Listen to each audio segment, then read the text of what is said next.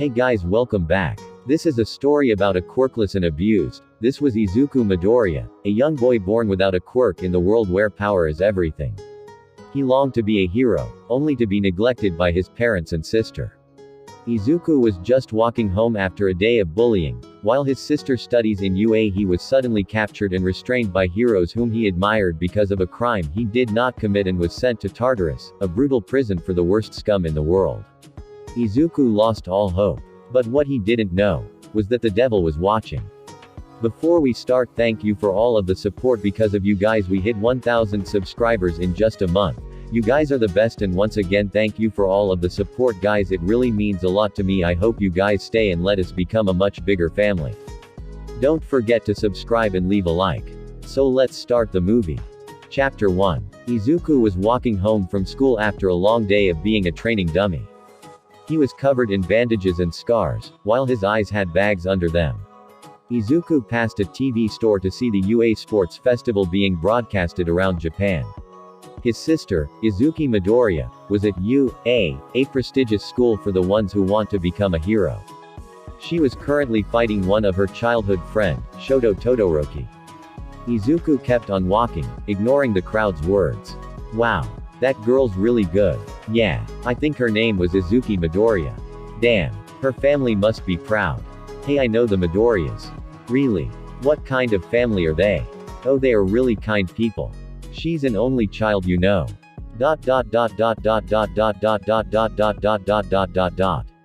Izuku reached his home, and unlocked the door to let himself in. Mom. Izuku shouted into the empty hallway, only to be greeted with silence. Guess mom's not home. Izuku's stomach growled in hunger. You see, Izuku doesn't eat his lunch, because he's mostly pulled away even before he could open his homemade meal he cooked himself, only to be used as a punching bag and a testing dummy for his classmates' quirks. He went to the kitchen and made himself some toasted bread and milk. I should go to bed before they come home. I don't want to see their faces full of disappointment whenever they see me. Izuku headed upstairs to his bedroom and drowned himself in his pillow, waiting for sleep to come and take his mind of the pain in this world. As Izuku drifted off to sleep, his family came home, tired from their secret work. Izu, you home? Inko shouted Toshinori. Yes he is, honey, look, his shoes are on the front porch. Izuki, I should go check on him. Izuki ran up the stairs two at a time, and stopped just outside of Izuku's room. She slowly opened the door and saw Izuku thrashing in his bed asleep, his sheets wet with sweat. Izu. Izuki screamed. She shook Izuku, forcing him to wake up from his dream. Izuku woke up to see his sister, his previous tormentor, was standing beside him looking at him. Izuku shuffled away from his sister, afraid that she would beat him up again. What do why you want? Izuki. Izu, you were thrashing around in your bed, were you having a nightmare? I was worried about you. Izuku. Why yeah, and whose fault is that? Izuku said, shaking in fear. Izuki looked at Izuku in shame. Get out. Please. Inko was making dinner while Toshinori was watching the television. What was that noise, sweetie? Inko asked Izuki. Izuki. Nothing, mom. Suddenly the phone rang and Toshinori picked it up. Toshinori. Hello. Midoriya's residence. Silence. Toshinori. What? Toshinori shouted in shock, making Inko and Izuki jump. What is it, honey? Inko asked when Toshinori put the phone down. I'm going to UA for a while. No, Izuki, Toshinori said as Izuki grabbed her coat ready to go with her dad. What? But dad, if it's urgent I must go too. Izuki exclaimed. Why? What's happening, Yugi? They said that someone stole files containing me and the children's quirks. Izuki got mad and said in a serious tone. Who the hell is stupid enough to steal from UA? Tell me, dad. They say that it's Izuku. Inko dropped whatever she was holding. Izuku. Chapter 2. A year ago, before the sludge villain incident, Izuku was pushed against the school building's wall as his bullies, namely Izuki, Shoto, Kachan and the rest of their lackeys, were laughing and thinking out loud on what they should do with him. Kachan. Didn't I tell you to stop dreaming, Deku? What the hell was that, huh? Izuku. Wait, Kachan, Izumi, shut it, twerp. You should stop embarrassing yourself, you quirkless slug. Shoto. Don't make your life any more harder than this, Izuku. Everyone else. Yeah. Don't cry, Izuku. Don't show any signs of weakness, they'll only bully you further. I don't care, it's my dream. You and I promised each other cock. But Izuku never got to finish his sentence, because all the air was knocked out of him as an explosion-propelled fist collided with Izuku's stomach. Kachan. Shut the fuck up, Deku. That promise was for if you have a quirk. Shoto. Imagine our disappointment when we heard you without a quirk. No. I can be a hero. I can help. Izuku shouted. Another fist collided in Izuku's stomach. But it didn't end there. More pain was needed, so the rest of their lackeys used their quirks on Izuku, giving him more scars and bruises to bandage. Izuki. You're such a disappointment in our family, Izuku. I am ashamed to have you sully our family name by going down in history as the first quirkless kid trying out the UA course. Izuki landed a kick in Izuku's face, making his forehead bleed. Don't cry, don't cry, don't cry, don't cry, don't cry, don't cry, don't cry. Kachan. Hey Deku, do you still want to become a hero? Izuku looked up on his bully's face. Yes, Kachan. Then take a swan dive of the roof and hope that in your next life, God will give you a quirk. Shoto and Izumi looked at Kachan I'm shocked faces.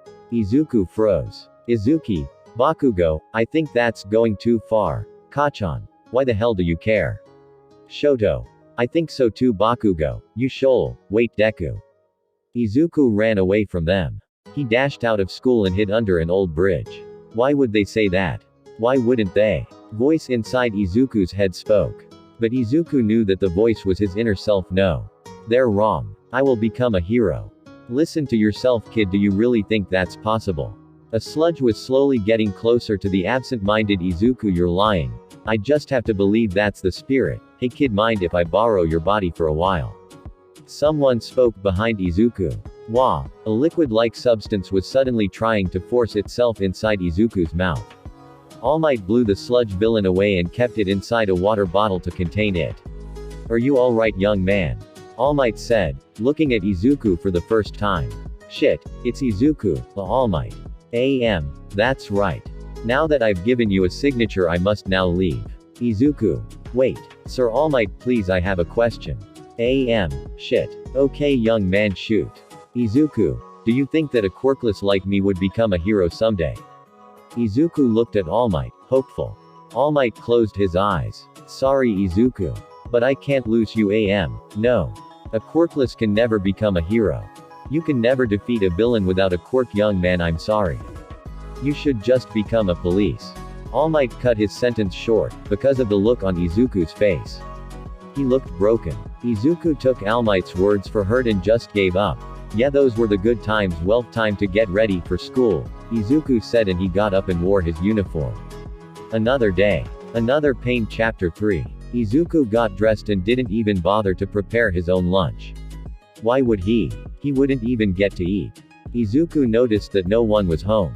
Did they leave so that they can't see me? Am I that much of a disappointment? Pricks, Izuku thought. Izuku walked out of his house and locked the door. If mom left her key, then it's her fault. Izuku walked to his school, using a shortcut that he often uses, deep in an alleyway. Not much people come here, it's dark and sketchy, but hey. At least I'm alone. Shuffling. Izuku heard a noise from above. Question mark. Izuku saw no one, probably just a cat. Izuku almost reached the end of the alleyway, but he was suddenly kissing the pavement as someone pinned his arm behind his back. Ow. What the hell? Izuku exclaimed. That hurts, asshole. Who the fuck are you? A mugger. If so, I have no Shut it, thief. Thief. The hell? Isn't he the thief here? Izuku Midoriya, a small voice said. But the voice sounded like it had more authority. You are hereby under arrest for stealing the files containing Class 1A and 1B quirks. Wait, Nezu. We don't even know if the boy really did it. There must be some explanation. Nezu. You saw the footage, All Might. This child is a villain. All Might. No, he's not. I know he isn't. Izuku heard more shuffling and grunting, like people are trying to stop All Might from grabbing Nezu. What files? Me. A villain. You must be joking. And why is All Might protecting me? He doesn't even know me. Izuki rushes into the alley, passing the other heroes, and pushed the hero, on top of Izuku, away. She then grabbed Izuku's arm, pulling him away from Kamui Woods, who was getting up. Izuki. Run, Izu. Izuku was trying to process everything that was happening, but he didn't have time. He was quickly pinned to the ground once more by none other than Katsuki. Shoto tried to hold Izuku down. Ow. Kaka. Shut up, villain. Bakugo then made a blast so close to Izuku's face, making Izuku freeze. Nezu. Kamui. Take him to the jet. Kamui Woods. Yes sir, AM. Nezu please. He's innocent, the first tell you. Nezu ignored All Might. Nezu. Face the facts, All Might. Not all people you care about are good. Nezu walked towards Izuku, and I'll make sure to make you taste hell itself. Wait. Izuku couldn't speak. He was too shocked about all this. In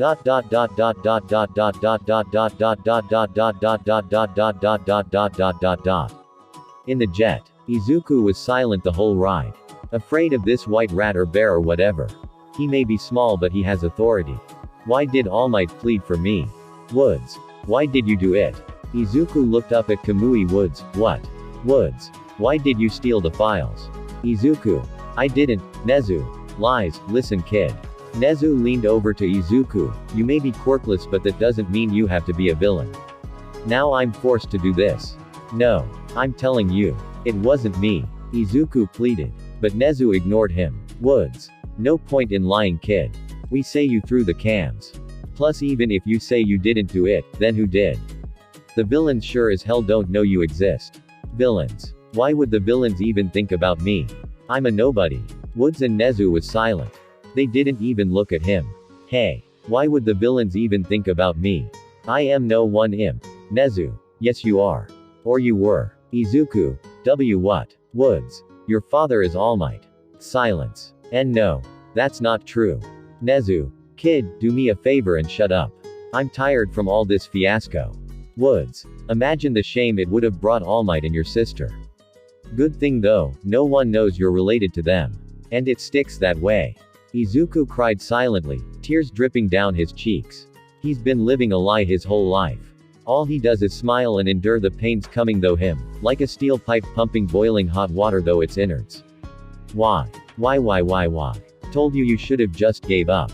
They arrived at Tartarus, a fortress in an island built for criminal masterminds, and the worst of the worst. They torture their inmates day in, day out. Not even giving them the chance to rest, because after the whips and whacks, they must get to work. Nezu. Warden, take this one and make sure to give him extras. The warden was a heavily built man, on which, to Izuku, looked like he had a strengthening quirk. Warden. A kid. What the hell did he do? Woods. He stole UA files. Nezu. Files that contain the children's quirks and weaknesses. He sold it to the League of Villains. Warden. Oh. Well you must be a piece of shit huh kid. What's your quirk? Invisibility. Izuku. I'm quirkless. The warden looked at Izuku in disbelief and looked from Woods to Nezu, who in turn, nodded. Ha. The warden laughed. Well. This is going to be fun. Chapter 4. Bruised and wounded, Izuku was sitting on the corner of his dark windowless cell at the very tippy top of Tartarus. A loud knock issued that it's time for Izuku's daily punishment. Izuku was scared shitless.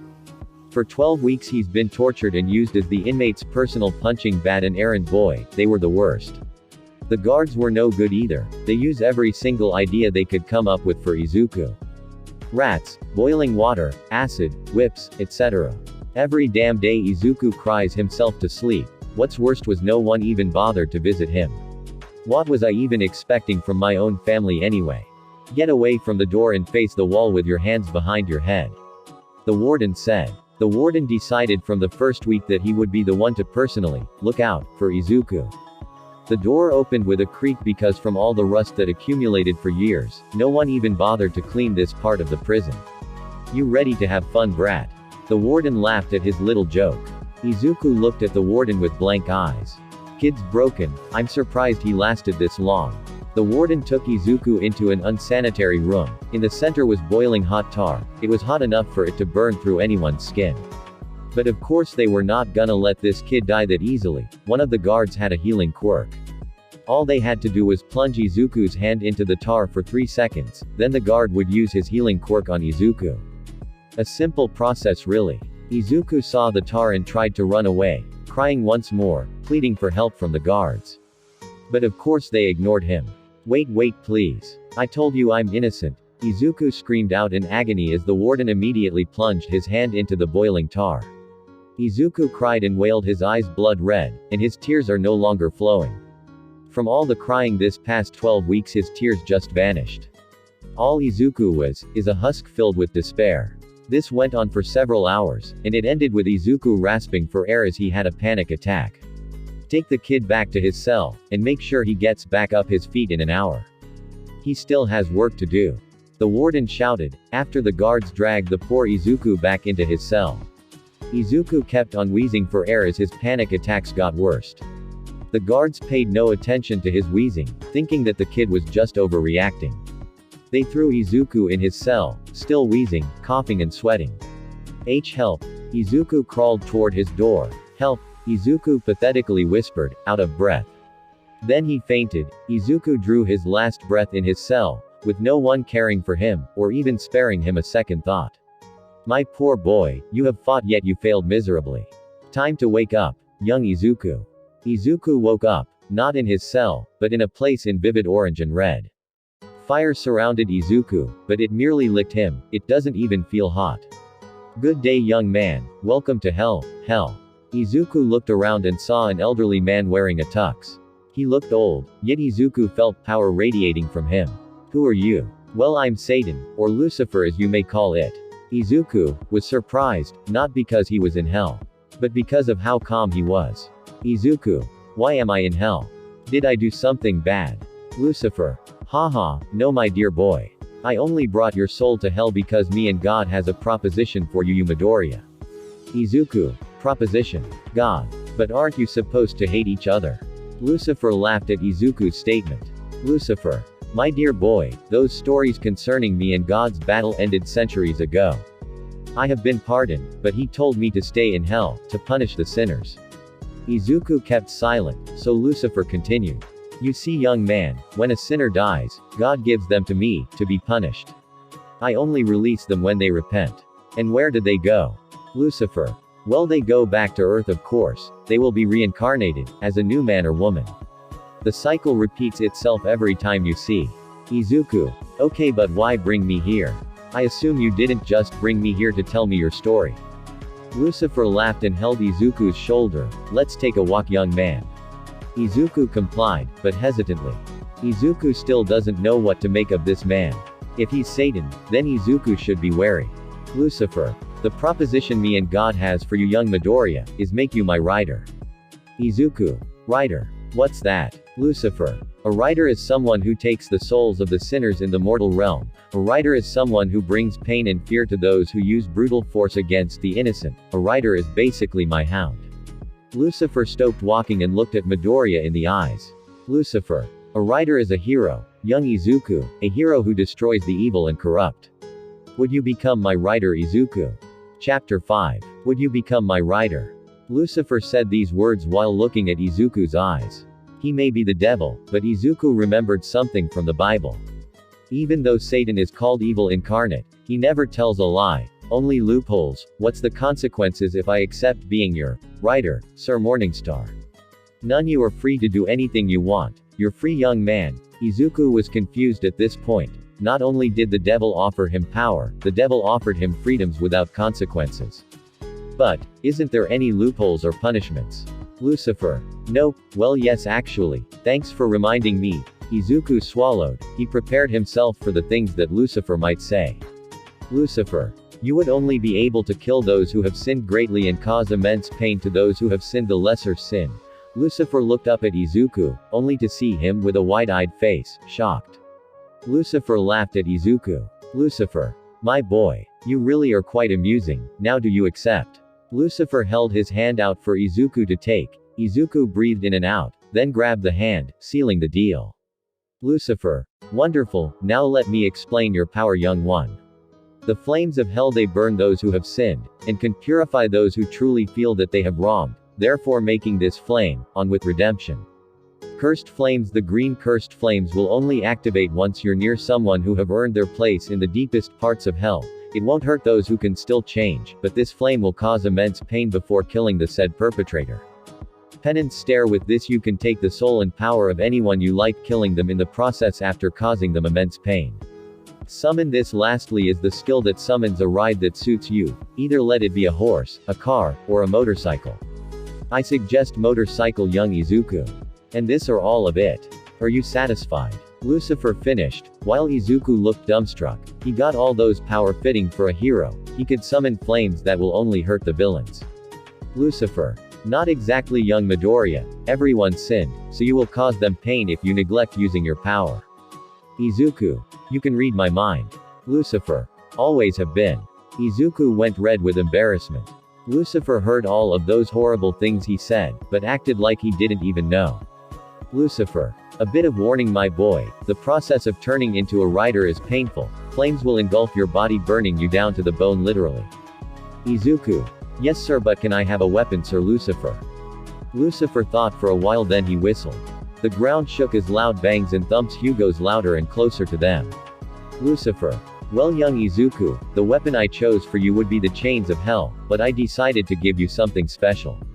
A giant dog with 3 heads appeared behind Lucifer, looking as menacing as a T-Rex looking at its prey.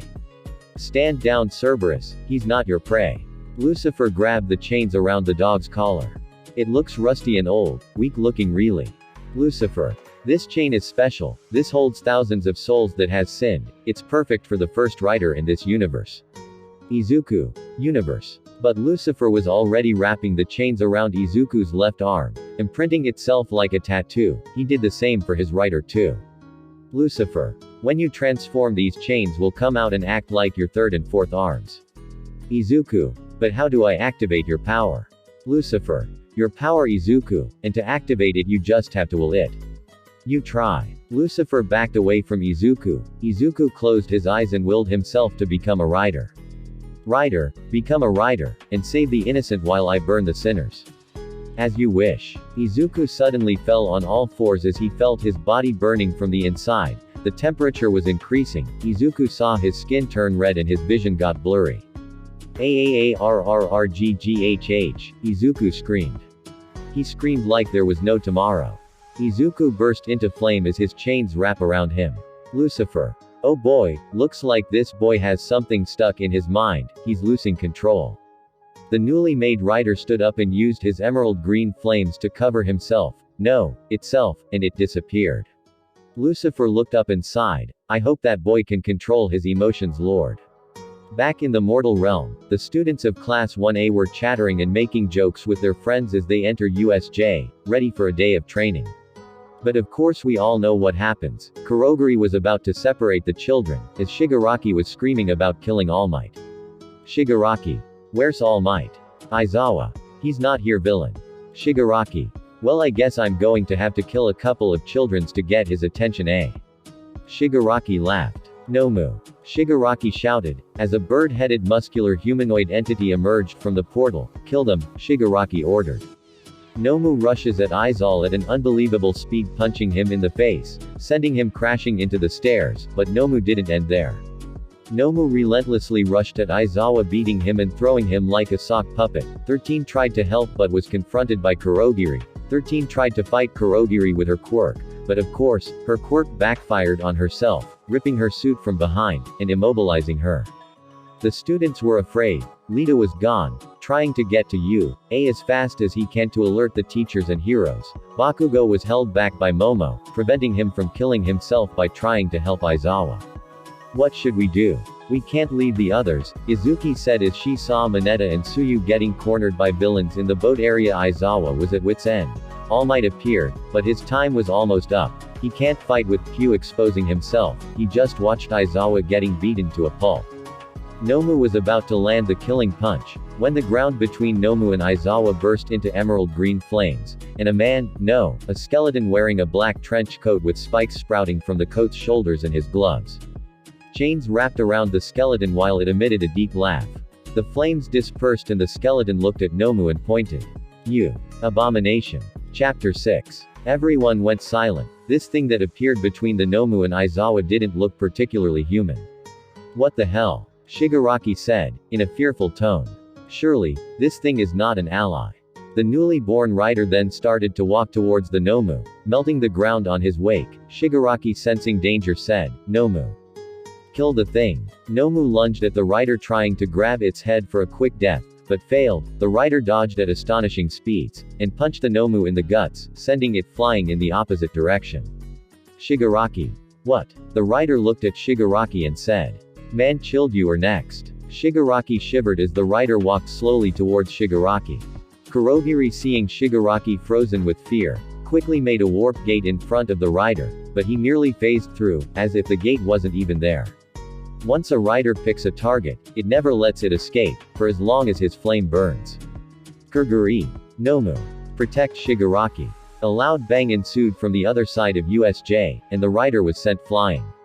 "You will burn for that," the rider said, getting up from the rubble. The Nomu pounced and once more tried to grab the rider, and again it failed. The rider moved at incredible speeds, moving his chains to wrap around Nomu. The rider moved at incredible speeds, moving his chains to wrap around Nomu. Nomu tried to move but was immobilized by the chains. It was unbreakable. The more Nomu tried to move, the tighter it gets, until finally Nomu fell to the ground, unable to move his arms and legs. In turn, the chains burned Nomu, but it did so little because of its regenerative ability. "I was right, you are an abomination. You have no soul. You are lucky. You will not burn in hell, but you will burn in this realm." The rider touched the Nomu's head, burning it until it was no more, not even an ash was left. Both the villains and the students and teachers shook with fear. That thing just easily killed a Nomu. Even All Might was almost killed. Shigaraki. No. You cheater. You cheated. The rider looked at Shigaraki. Shigaraki. Shit.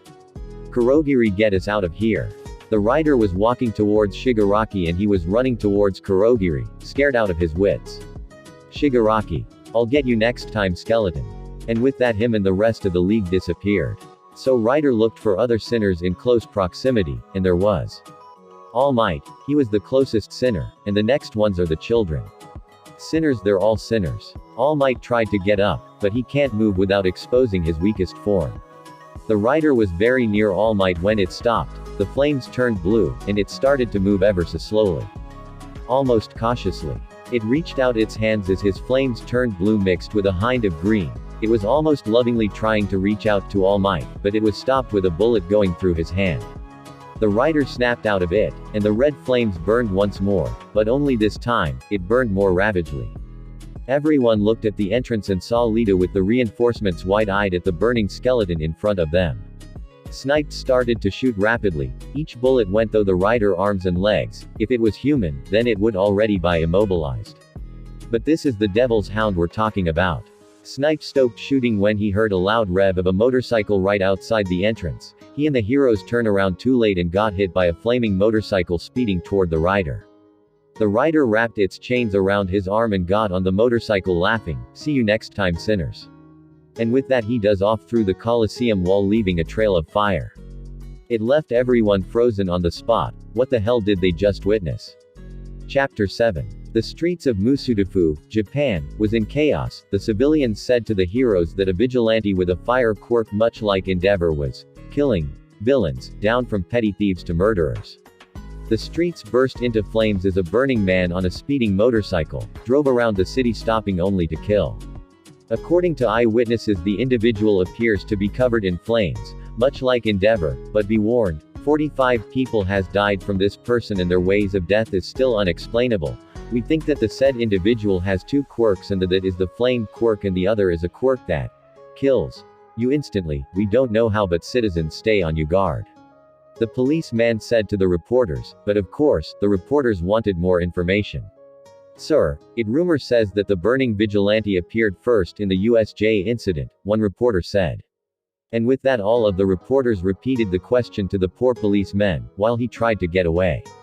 Meanwhile in UA, Nezu turned the television off, and turned to his staff, and the heroes. "Nezu, can someone please explain to me what the hell happened at USJ? Aizawa. A bunch of individuals calling themselves the League of Villains appeared at USJ claiming that they have something that could kill All Might." Nezu. "And did they?" All Might. "Yes, they did. I was watching. I couldn't do anything, but I know that thing had enough power to beat me, but not kill me." Nezu breathed loudly and looked up at the ceiling. Everyone was silent for a couple minutes, so Nezu spoke again. What about the skeleton? Everyone tensed. They were still afraid of what they saw. Does the skeleton have enough power to kill you, All Might? All Might nodded once agreement. He was the #1 hero, but if he were to fight the Nomu head-on he would be full of bruises. Yes, they think killed it easily. Nezu. Someone call Endeavor. He might be able to take him on. Fire to fire. Izuku, the newly born rider, was speeding across the city, burning the roads, when he passed by an old man who looked familiar, but he didn't stop. The sinners must be purged. No, young Izuku, calm yourself. Don't let your emotions take control of you. Let your hatred disappear and let the flames cool. Izuku slowed down, and his flames slowly dwindled. Go into the mountains quickly. Izuku did as he was told and drove toward the mountain. Izuku's motorcycle immediately disappeared and Izuku fell into the ground clutching his face. He felt his skin regrow and stick into his hot bones. This went on for 3 minutes until finally it stopped. Izuku looked up and saw Lucifer smiling at Izuku. Congratulations, my boy, you got a quirk, or quirks more like. Lucifer laughed. He held his hand out for Izuku, and Izuku took it and stood up. Izuku. Yeah, but I think this rider thing doesn't really count as a quirk. Lucifer. Ha ha ha, no my boy, that's not what I meant. Remember the penance stare. Izuku. Penance stare. I don't remember using it. Izuku suddenly remembered the USJ fiasco and him killing 45 people. Izuku held his stomach and puked. I killed people. I'm a murderer. Izuku started to hyperventilate, but Lucifer merely snapped his fingers and said, no, young Izuku, you're not a murderer. They're not dead. Well, physically that is. You see, young man, the body can live without the soul. Izuku looked up confused. Lucifer, the penance stare only works on sinners because when you stare into their eyes their sins will be exposed for the lesser demons to see, and they will drag his soul to hell. Although the police's statement says that you killed them, because technically they are, but not, at the same time. Izuku calmed himself, trying to convince himself that he wasn't a murderer. But what do you mean quirks? Izuku asked Lucifer. Lucifer smiled at Izuku, exited to tell him the news. The penance stare gives you a chance to take the quirks of the people you use them on. Only I made a few adjustments and made it to only take quirks that strengthens your physical and mental body of both rider and user. Really? Izuku said wide-eyed. What are they? Lucifer. Well, seeing that you took the souls of 45 people and only about 13 of them had quirks that are actually useful, here they are. Strength Enhancer. Low Class Regeneration x2 equals Middle Class Regeneration. Fire Manipulation merged with the Cursed Flames equals the Eternal Flames. Invisibility less than duration 20 seconds greater than x2 less than duration changed to 60 greater than. Dominator's Touch x5 less than get the reference greater than scream less than user emits a high-pitched sound, loud enough to knock someone unconscious greater than calm mind and that's it. Lucifer finished while Izuku was dumbstruck. A quirk, I finally got a quirk. Izuku was about to shout at the top of his lungs, when Lucifer grabbed his mouth and made a shushung gesture. Someone's here, young Izuku, Lucifer whispered. Transform quickly, but I might lose control, Izuku whispered back. You have the quirk Calm Mind, Izuku. You won't lose control unless you get seriously angry. Trust me, Lucifer said before disappearing into the shadows of the trees. Izuku willed himself to be the Ghost Rider once more, and surprisingly there wasn't any pain, he just transformed instantly. Izuku sensed a sinner near the vicinity. It was near him, 10 clicks north. Izuku walked toward the sinner seeing a bright light in the distance. When Izuku got into the clearing he was suddenly covered in flames that was foreign for him. Your killings end here, villain. A man covered in flames spoke. I did not kill anyone, Endeavor. I merely took their souls to hell. They were sinners and so are you. Chapter 8. Endeavor looked pissed. This skeleton just called him a sinner. Him. A sinner. He was the #2 hero. How could he be a sinner? Endeavor. What the hell are you? Izuku. I am a rider, a ghost rider. I am Satan's personal hound and God's messenger. I am the spirit of vengeance. Endeavor lunged at the rider. This fool just called himself Satan's hound. Flash Fire Fist. Endeavor attacked Izuku, but the thing is, the flames coming from Endeavor gave Izuku more power. Izuku stood his ground and laughed. Oh, how cute, is that the best you can do, hero? Izuku laughed and summoned his chains, but this time, Izuku wanted the fight to last longer. Flash Fire Fist. Jet burn. Endeavor shot a beam towards Izuku, so Izuku spun his chains to disperse the flame. How weak. Just like your pride. Izuku lassoed Endeavor using his chains and threw him outside the mountain and into the city. Oops. Izuku summoned his motorcycle and rode down the mountain, into the city. People were screaming and news vans were driving as fast as they can, to catch the footage of Endeavor fighting the vigilante. Endeavor got up. His suit is torn because of the landing. Endeavor readied himself because a loud motorcycle could be heard, getting closer to where he was. Found you. Izuku arrived. People screamed at the sight of him. A burning skeleton. It was bizarre. You people might want to evacuate. You don't want to join the crossfire, don't you? Izuku laughed at the sight of people scrambling to run away, sinners running from hell. Endeavor. How noble of you, villain. Rider. Villain. How rude, I'm a hero. Endeavor. Ha ha ha, a hero. You must be a fucking joke. Rider. Oh, but I'm serious. You see, I bring order and peace. Because I destroy those who sin, no one can hide from me.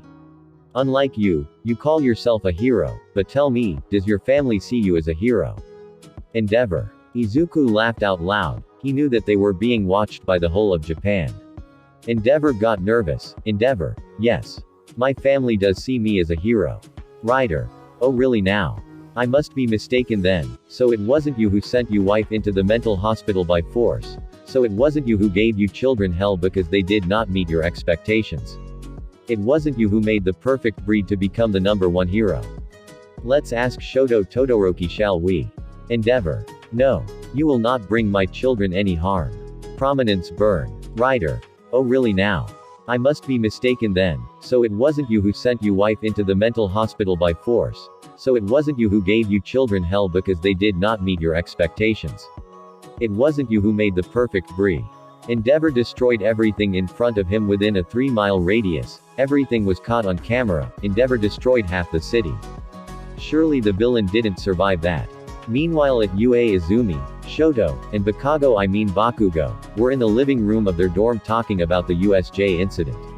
Izumi. Do you think that thing is a good guy? Shoto. No, didn't you see the news? It killed 45 people in one day. That sounds like a villain to me. Bakugo. Who cares? We're okay, aren't we? Plus I think that guy was cool. It saved us and made a badass entrance. Yeah, but it's still scary. Mina entered the room along with the rest of 1A. Yao Yojiro. Agreed, plus it was approaching All Might. Who knows what might have happened. Kirishima. Yeah, but didn't you notice that the skeleton guy was walking toward All Might slowly? Izumi. Yeah, it really looked like the skeleton dude wanted to get near All Might like a family or a friend or something. They kept on debating whether the writer's good or not, while Bakugo, annoyed of all this talk, decided to turn the television on.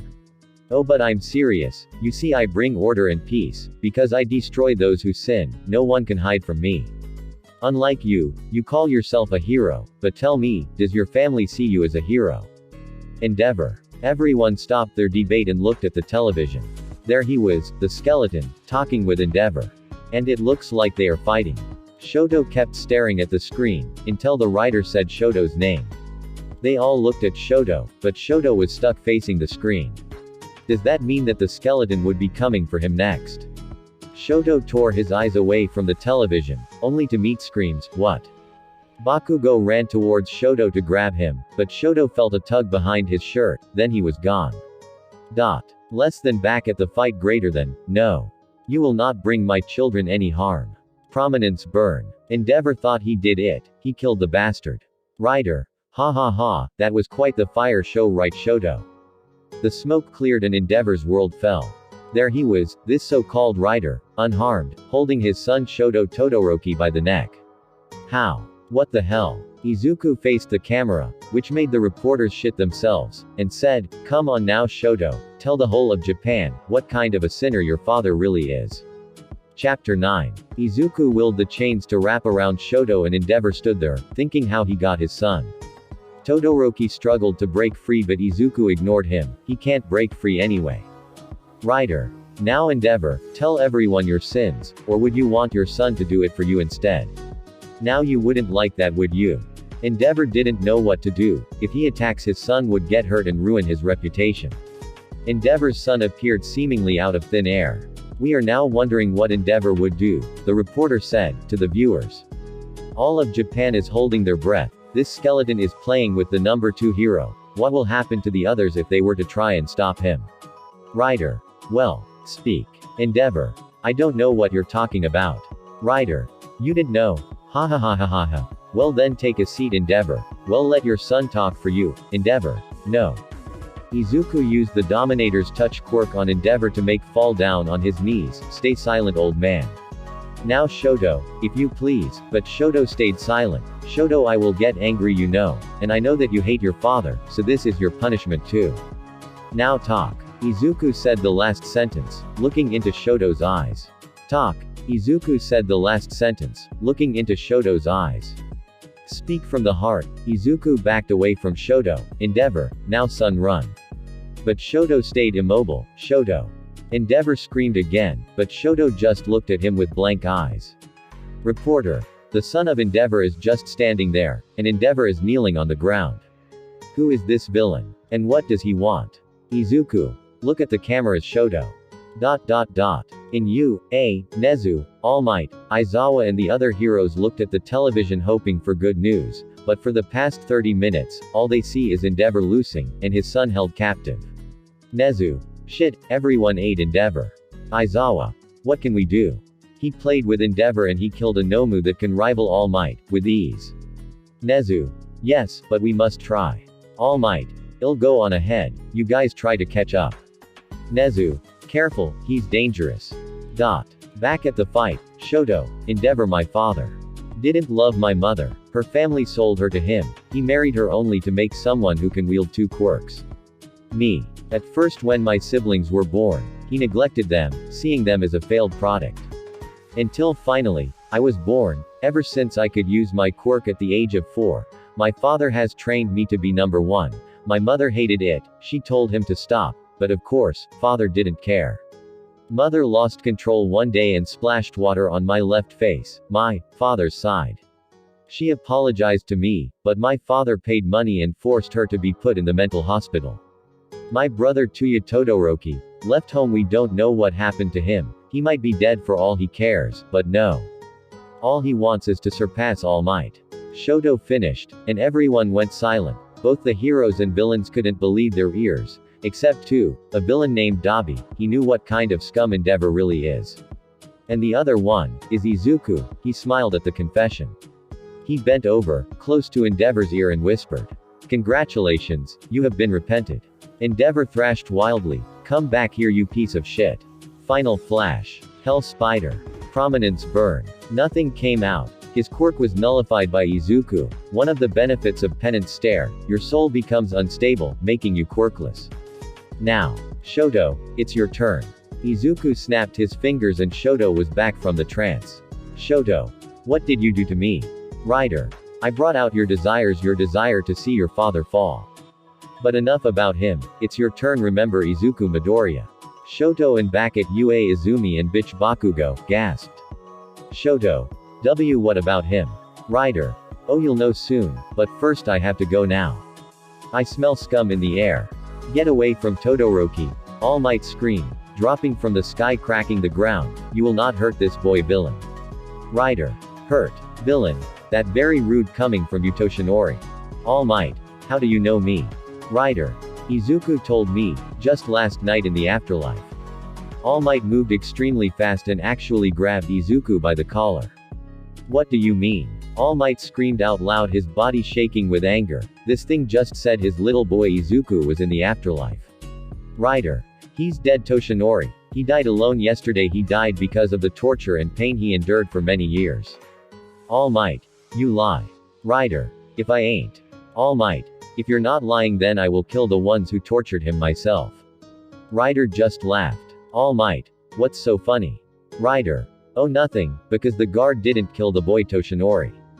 All Might. Then who? Writer. Why, it was you and your family, of course. With that, Izuku pushed All Might with such force that he was thrown into a building. Izuku got on his motorcycle and said out loud, "Go check Tartarus if you want to find out yourself." Then Izuku sped off into the distance laughing out loud.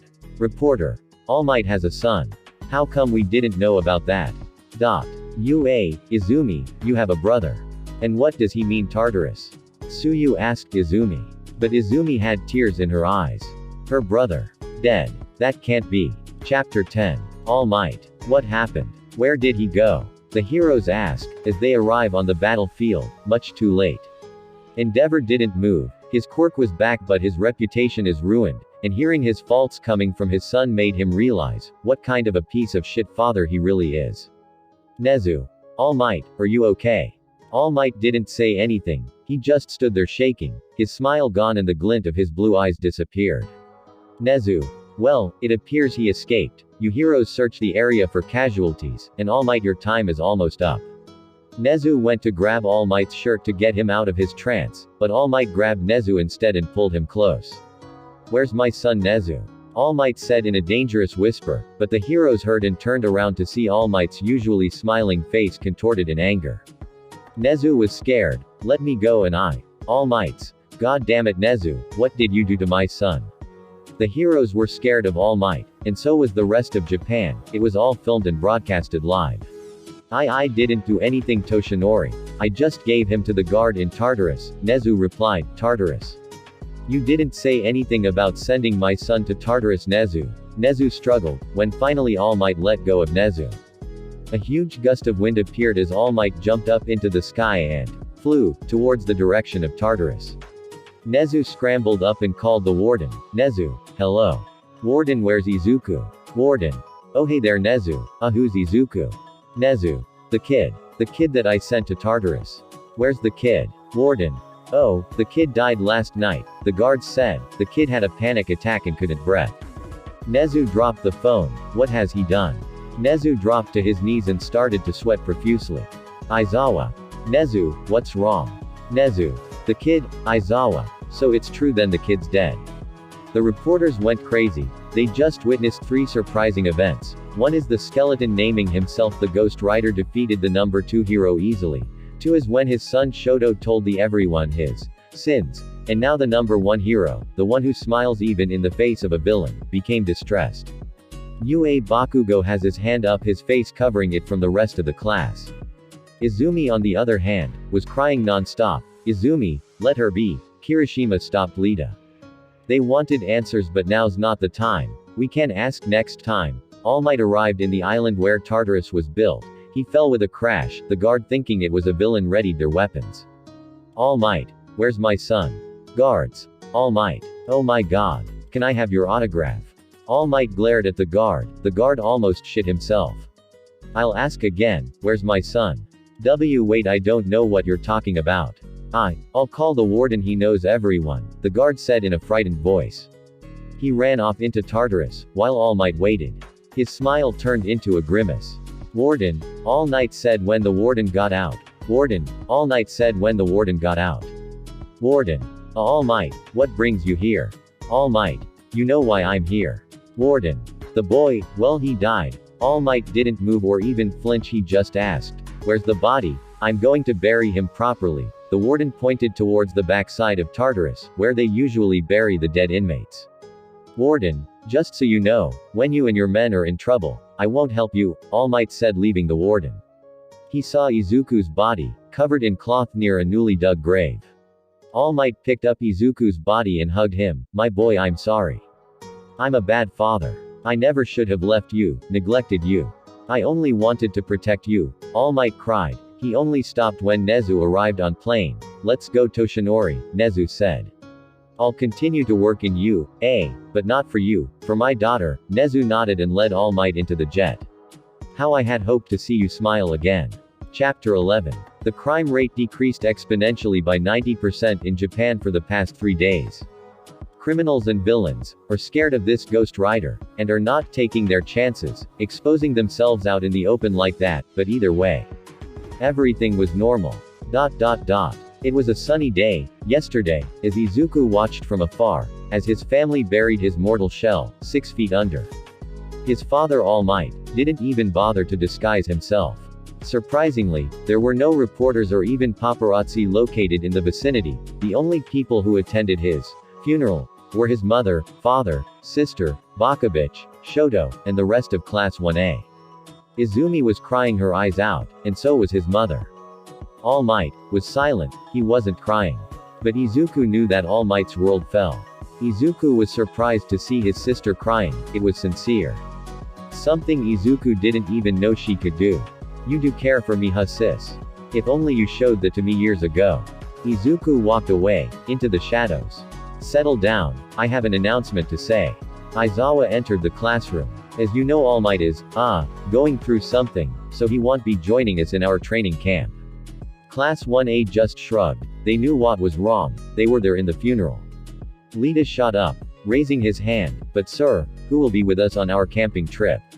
I would, dumbass, and so will Vlad and the rest of 1B. We would also be joined by 4 other heroes. Momo. May I ask who, sir? Aizawa. Oh, you'll know, now get home, and rest. You have a big day of training tomorrow. The Class 1A packed up their things and went home. Izumi, who was constantly accompanied by Shoto and Bakugo, decided to walk alone. Bakugo. She should just stop sulking. She hated Deku anyway, what's the big deal? Shoto. Bakugo, enough. He's part of her family, and plus, she didn't hate him, she just did that to stop him coming to you, eh? Bakugo. PSHH, family, what about you? What happened to Endeavor? Shoto. Well, he kept on training for a day, but yesterday, he surprised me and my family, he, changed. Bakugo. Yeah right. 20 minutes later. Mom, I'm home. Izumi called out into the kitchen where her mother was. Oh Izumi, welcome back. Inko smiled. Izumi noticed the bags under her eyes, she was crying again. Izumi. Where's dad? Inko. Oh he's upstairs, in your brother's room. Izumi went upstairs, and saw Izuku's bedroom door, slightly ajar. Dad. Oh Izumi, welcome back. Toshinori smiled, he was in his weak form, it appears he was clearing up Izu's room. Dad. Why aren't you coming tomorrow? Inko asked her father who continued to box up Izuku's things. Oh, if you want me to, I'll go, he replied. No, just take a rest dad. She hugged her father and went out. Time skip brought to you by Red Bull. Time skip contains, the meeting the wild pussycats, and them being in hell, then the arrival of Class 1B, and blah blah blah. Villains ain't here yet, but they will be. A child was sitting alone on top of the mountain, Kota, he was just minding his own business, when he heard footsteps behind him. He turned around and saw a man wearing a black trench coat and green fluffy hair. Who are you? Kota asked the mysterious man. But the man just sat down beside Kota and gave him a store-bought lunch. The name's Izuku kid, and you might want to eat, you don't want to starve do you? Kota took the food, but he didn't eat it. Are you a hero too? He asked Izuku, staring at him with hatred. Izuku, do you really hate heroes that much? Kota. They do nothing but work this work that, they leave people behind to chase their heroic dreams. Izuku laughed, do you really think your parents are like that? Kota stiffened, how did you know? Izuku grabbed Kota's hat and wore it, well, they told me to tell you something. Kota tried to grab his hat from Izuku, but Izuku dodged. You lie. My parents are dead. Izuku. Yes you're correct, but that doesn't mean the dead cannot speak. Kota tried to punch Izuku, but Izuku just dodged and dodged. This went on for a couple minutes until, Kota was finally exhausted. Ready to listen. My parents, Huff are dead, they said they're sorry. Kota looked up at Izuku, they said they are sorry, for leaving you alone. They thought of you even from the day they died. You were sparkle in the ocean's surface, even a small ripple would disturb that sparkle, so they decided to prevent any more ripples. By sending this message, they were the biggest ripple that occurred in their ocean. So Kota we promise you will all our heart, we never leave you, we will always be with you. We love you son. Izuku finished, Kota was crying from the bottom of his heart. Thank you, mommy, daddy, I love you too. His tears fell into the cold surface of the mountain, the moon's light seemed to shine brighter. Izuku hugged Kota and walked away. Wait mister. Will I see you again? Kota said in a hopeful voice. Just say my name, Kota, and I'll take the demons away. Izuku smiled and disappeared. Lucifer. He was the right person then. Gabriel. Indeed, he will bring peace, when the time of ruin comes. Chapter 12. The next day, everyone noticed how Kota changed. He says he likes heroes now, because someone saved him last night. Mandalay asked Kota what he was talking about, but Kota would just shake his head and smile. Izumi and the others also noticed that Kota seemed to want to get closer to Izumi. Mandalay, thinking that it was a simple crush, Pukes told Kota how to catch a lady's attention. Kota: I don't have a crush on her. Mandalay: oh, then why do you seem so close to her? Kota: she reminded me of my savior. Oh. And why's that, Kota? Izumi approached Kota. Kota: your green hair. This took Izumi by surprise. Green hair? No one else has green hair, except her brother. Izumi tried to ask Kota to describe his savior, but he was already walking away. Guess she'll ask later. Time skip test of courage. The fifth pair from Class 1A, which is Ochako and Tsuyu, enter the forest. Inside the forest, Juzo and Itsuka praise Yui for her scaring tactic. Out of nowhere, smoke appears which causes Juzo to faint. Itsuka realizes that the smoke is dangerous and covers her mouth. Then she covers Yui with her quirk, telling Yui to not inhale the smoke as it is poisonous. Ochako and Tsuyu noticed the fire coming from the forest, but while their attention was focused on the fire, they didn't notice a blonde-haired kid sneaking up behind them. Suddenly, poisonous smoke covers the entire forest. The pussycats and the remainder of Class 1A see black smoke arising from the forest. Somewhere in the forest, Dabi commands the League of Villains, Vanguard Action Squad, to attack. Everyone, evacuate the forest, and find the nearest teacher. There are villains attacking. This is not a drill. I repeat, this is not a drill. Mandalay's voice ringed in their heads. The students were terrified, especially Class 1B. Izuki was with Mandalay and Tiger. Pixie Bob is unconscious, her head being crushed by a gigantic piece of metal, covered in cloth, held by Kenji Hikiishi, or Magna. Her quirk was magnetism. Mandalay: Izumi, have you seen Kota anywhere? Izumi: no, but I think I know where he is. Mandalay: Izumi, have you seen Kota anywhere? Izumi: no, but I think I know where he is. Mandalay: where? Izumi: on the mountain. I notice that he goes in that direction most of the times. I can find him, but I need your permission. Mandalay and Izumi dodged Spinner's attack. Permission granted. Now go. Mandalay shouted to Izumi. She didn't waste any more time and ran towards the mountain. Permission granted. Now go. Mandalay shouted to Izumi. She didn't waste any more time and ran towards the mountain. Meanwhile, in the mountain, Kota is sitting, waiting for Izuku, hoping to see him again. He hears footsteps behind him. Kota turns around smiling, thinking it was Izuku. But his smile quickly faltered. Kota is confronted by a masked man. Kota didn't know what to do, until he is communicated by Mandalay, via telepathy, who asks him to return to the facility, because villains are here, and apologizes for being unable to help him. Hey kid, nice hat, wanna trade? They made me wear this stupid mask, it doesn't even look good. The masked man said. However, Kota begins running away as the man takes off his mask. The man uses his quirk to jump in front of Kota. Kota sees the man's face and becomes shocked. Kota remembers watching the news about the villain who murdered his parents, the water horse. The villain has a simple augmenting strength quirk, and his most defining feature is the deep scar across his left eye left by the water horse duo. Kota realizes that the man in front of him is none other than the villain who murdered his parents. The scarred villain prepares to attack while Kota cries and becomes immobilized from fear. Izuku! Kota screamed. The villain, calling himself Muscular, was about to kill Kota, when he heard a loud rev of a motorcycle. Both heroes and villains stopped what they were doing. The sound was getting closer, and so was a bright orange light in the distance. It entered the forest. Any moment now, and they would see who it was. The bright light was glowing brighter, and the sound getting louder. Mandalay dodged as a flaming motorcycle burst from the forest, and on top was no other than the feared rider. Magna and Spinner was scared, but they didn't need to be, yet, because the rider didn't stop. It kept driving towards the mountain, at full speed. Passing Izumi, and grabbing her, still driving at full speed. Izumi. Hey. Let me go. Izumi flailed and turned to see who her captor was. Her face turned from red, to yellow, and into green, faster than a set of traffic lights. Izumi. Our rider. Rider. Stop flailing, Kota needs us. Izumi stopped. Kota. What has Kota have to do anything with this? Hey kid, why'd you scream out a name? Is this, Izuku, a hero? Muscular laughed. He reached out to Kota when a chain wrapped itself around his arm, burning his skin. Muscular screamed, and was suddenly pulled towards the mountain's cliff. What the hell? Muscular tried to pull the chain, trying to see who had the guts to interrupt his fun. He pulled as hard as he can like a fisherman, reeling in a huge fish, but only, this fish was a skeletal man on a motorcycle, holding what seems to be a living broccoli. Rider, do you like your catch of the day?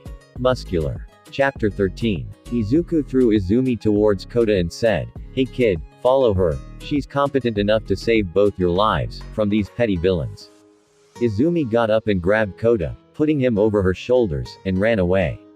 "Hey pal, you lookin' to die or something?" Muscular said, still trying to pull the motorcycle. Izuku looked at him, his fire burning more menacingly. "Your soul is tainted, you will burn in hell until the day you will repent." Muscular successfully pulled the motorcycle onto the mountain. "Don't get cocky, skinny man." Muscular smiled. The villain takes off his cloak and activates his quirk. The battle between the Hound of Satan and the villain begins. Muscular overpowers many heroes in both offense and defense, but the rider is far more powerful than this low-life killer. Muscular punches the rider, laughing at how this idiot took the blow. But what's weird is there's something solid in front of him. Muscular was surprised to see his enhanced strength and brute force didn't even make this skeleton flinch. Muscular tries to punch the rider again, at full power, leveling the ground, and cracking the mountain. "How's that, you weak fucking ant?" Muscular screamed, thinking that he the rider lost at least a leg or an arm. "Well, it was okay. But I prefer if you would punch my left shoulder for a bit, it's kind of stiff." Muscular was shocked to see the rider still standing, without any signs of damage. Izuku walked slowly towards Muscular, his flames turning red. "You called me an ant, Muscular, but even a tiny little ant is enough to make a grown man scream. Ha ha ha ha ha. Okay, enough playing, I'll go all out this time." Muscular was sweating, his voice was shaking a bit. "So you're telling me that wasn't your full power?" Izuku asked, laughing at this mont's foolishness. "That's right. I was just playing with you, but I'm a nice guy, so I'm going to give you a chance to run away." Izuku cut him off mid-sentence. "How nice of you, I didn't know you could be so considerate, considering you never let anyone go." Muscular fumbled his hand around his pocket, dropping some glass eyes, in the process. He picked up a red glass eye and put it on. Izuku teased him. "Ah yes, very intimidating." He laughed at Muscular. Muscular lunged at the rider and covered himself in muscle fibers to increase his strength. Izuku grabbed his arm and before Muscular could even react, "Look into my eyes, your soul is stained by the blood of the innocents. Feel their pain as your soul is dragged to hell, where your eternal damnation will be initiated in your pitiful God-given soul." A silent scream issued, as Muscular's body turned into a living husk, unable to think, or even move. A silent scream issued, as Muscular's body turned into a living husk, unable to think, or even move. "May your soul rest in peace, Muscular." Izuku rode his motorcycle once more and proceeded towards Kota's direction. 20 minutes ago. Shit shit shit. He's here. Izumi screamed inside her head as she carried Kota behind her back, running away from the monstrous man known as the Ghost Rider. Kota tried to get off her. "Let me go. He needs our help," Kota said in a teary voice. "Kota, we can't, it's dangerous, especially as that skeleton is there," Izumi said. Kota cried again. He knew that if he would go back, he would be a burden to Izuku. Izumi kept on running. She noticed that the blue fire was spreading quickly, and if she doesn't move fast, she and Kota's life would be in danger. Izumi's quirk is psychokinesis. She could influence a physical system without physical interaction. She used her quirk on both her and Kota, to speed things up. If she tried to fly using her quirk, then she would be nauseated because of the drawback. The fire is spreading closer to Izumi and Kota. Shit. We're so close, Izumi swore, forgetting that she has a kid behind her. But Kota didn't mind. He knows that she needs to focus, so he mustn't disturb her. The blue flames were getting so close, so Izumi contemplated on making Kota float towards the base, by using her quirk when she heard a motorcycle engine getting close. One thought went through Izumi's head. "We are screwed." Izumi tried to run faster, but fatigue overtook her. She tried to push herself when she was suddenly pulled upwards and into a motorcycle seat. In front of Izumi was the rider, and in front of the rider, getting the VIP treatment was Kota. Wah. But Izuku cut her off. You shouldn't swear in front of children, Izumi Midoriya. The rider spun his skull around, not even looking at where he's driving, and looked at Izumi instead. Izumi screamed. I will judge you when the time comes, but now, your calling is to protect this boy, Izuku said, disregarding the scream. Where are we going, Mr. Izuku held Kota's mouth and made a shushing movement. Well, we will be making an entrance, Kota, and I'm going to make sure to give you the best front row seat to see the downfall of the villains. Yeah, Kota said, his eyes full of stars. Let's do it. Izuku laughed. Izumi meanwhile was thinking, I thought he was a villain. Chapter 14. Mandalay saw Tiger's attack getting weaker with each hit. Fatigue was overtaking him. Pixie Bob is unconscious and Ragdoll won't answer me. Where the hell is Vlad and Eraserhead? She thought to herself as she dodged another attack from Spinner, kicking him in the face at the same time. Damn woman, you really pack a punch, Spinner told Mandalay, laughing at how the hero was getting weaker and weaker by the second.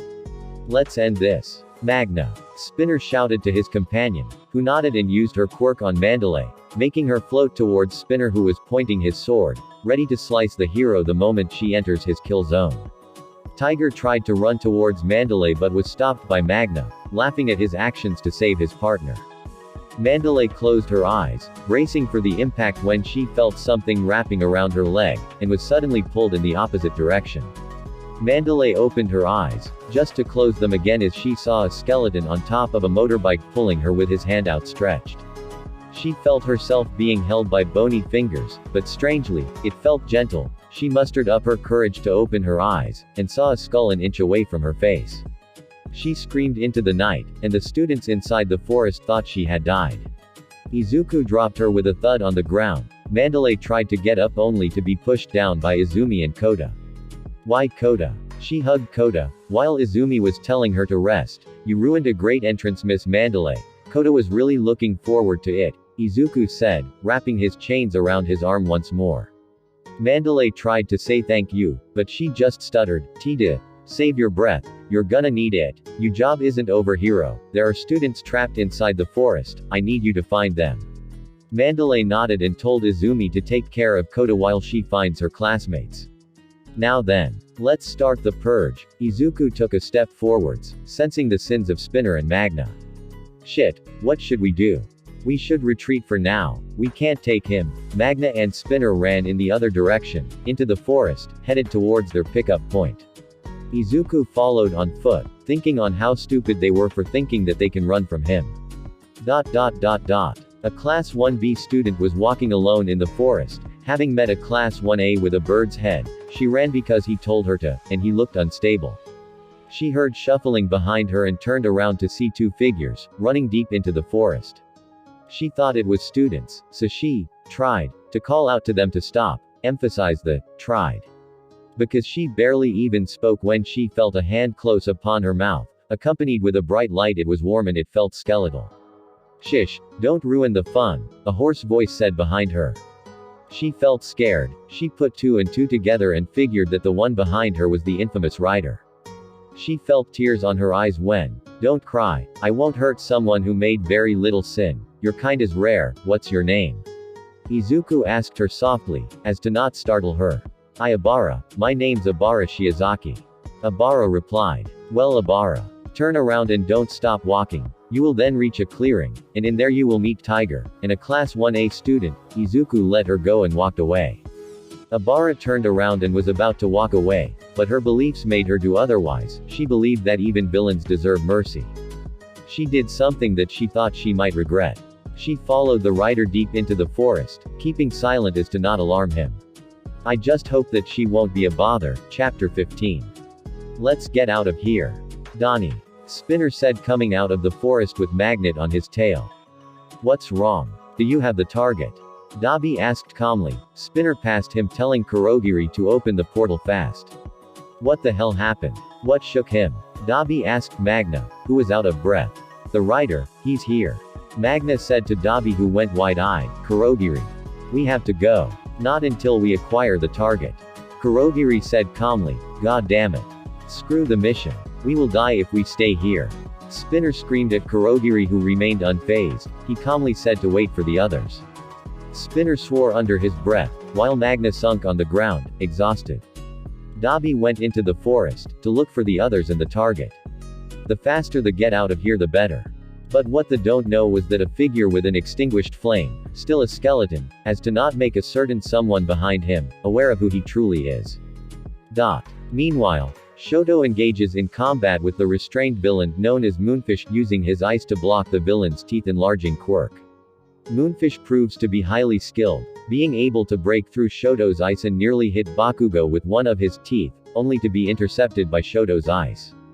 Bakugo. Don't use any type of ignition quirks like your explosion. It might ignite the poisonous gas.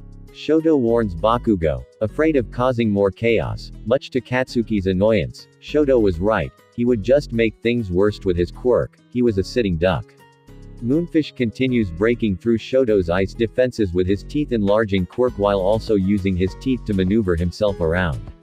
Shoto analyses that retreat is not possible since they will get caught in the gas and concludes that he and Katsuki are in a bind.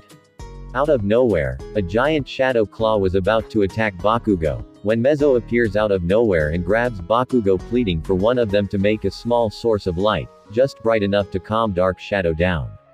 Mezzo explains to Bakugo and Shoto that he and Fumikage were ambushed by Moonfish. He covered for Fumikage and as a result, he lost one of his tentacles.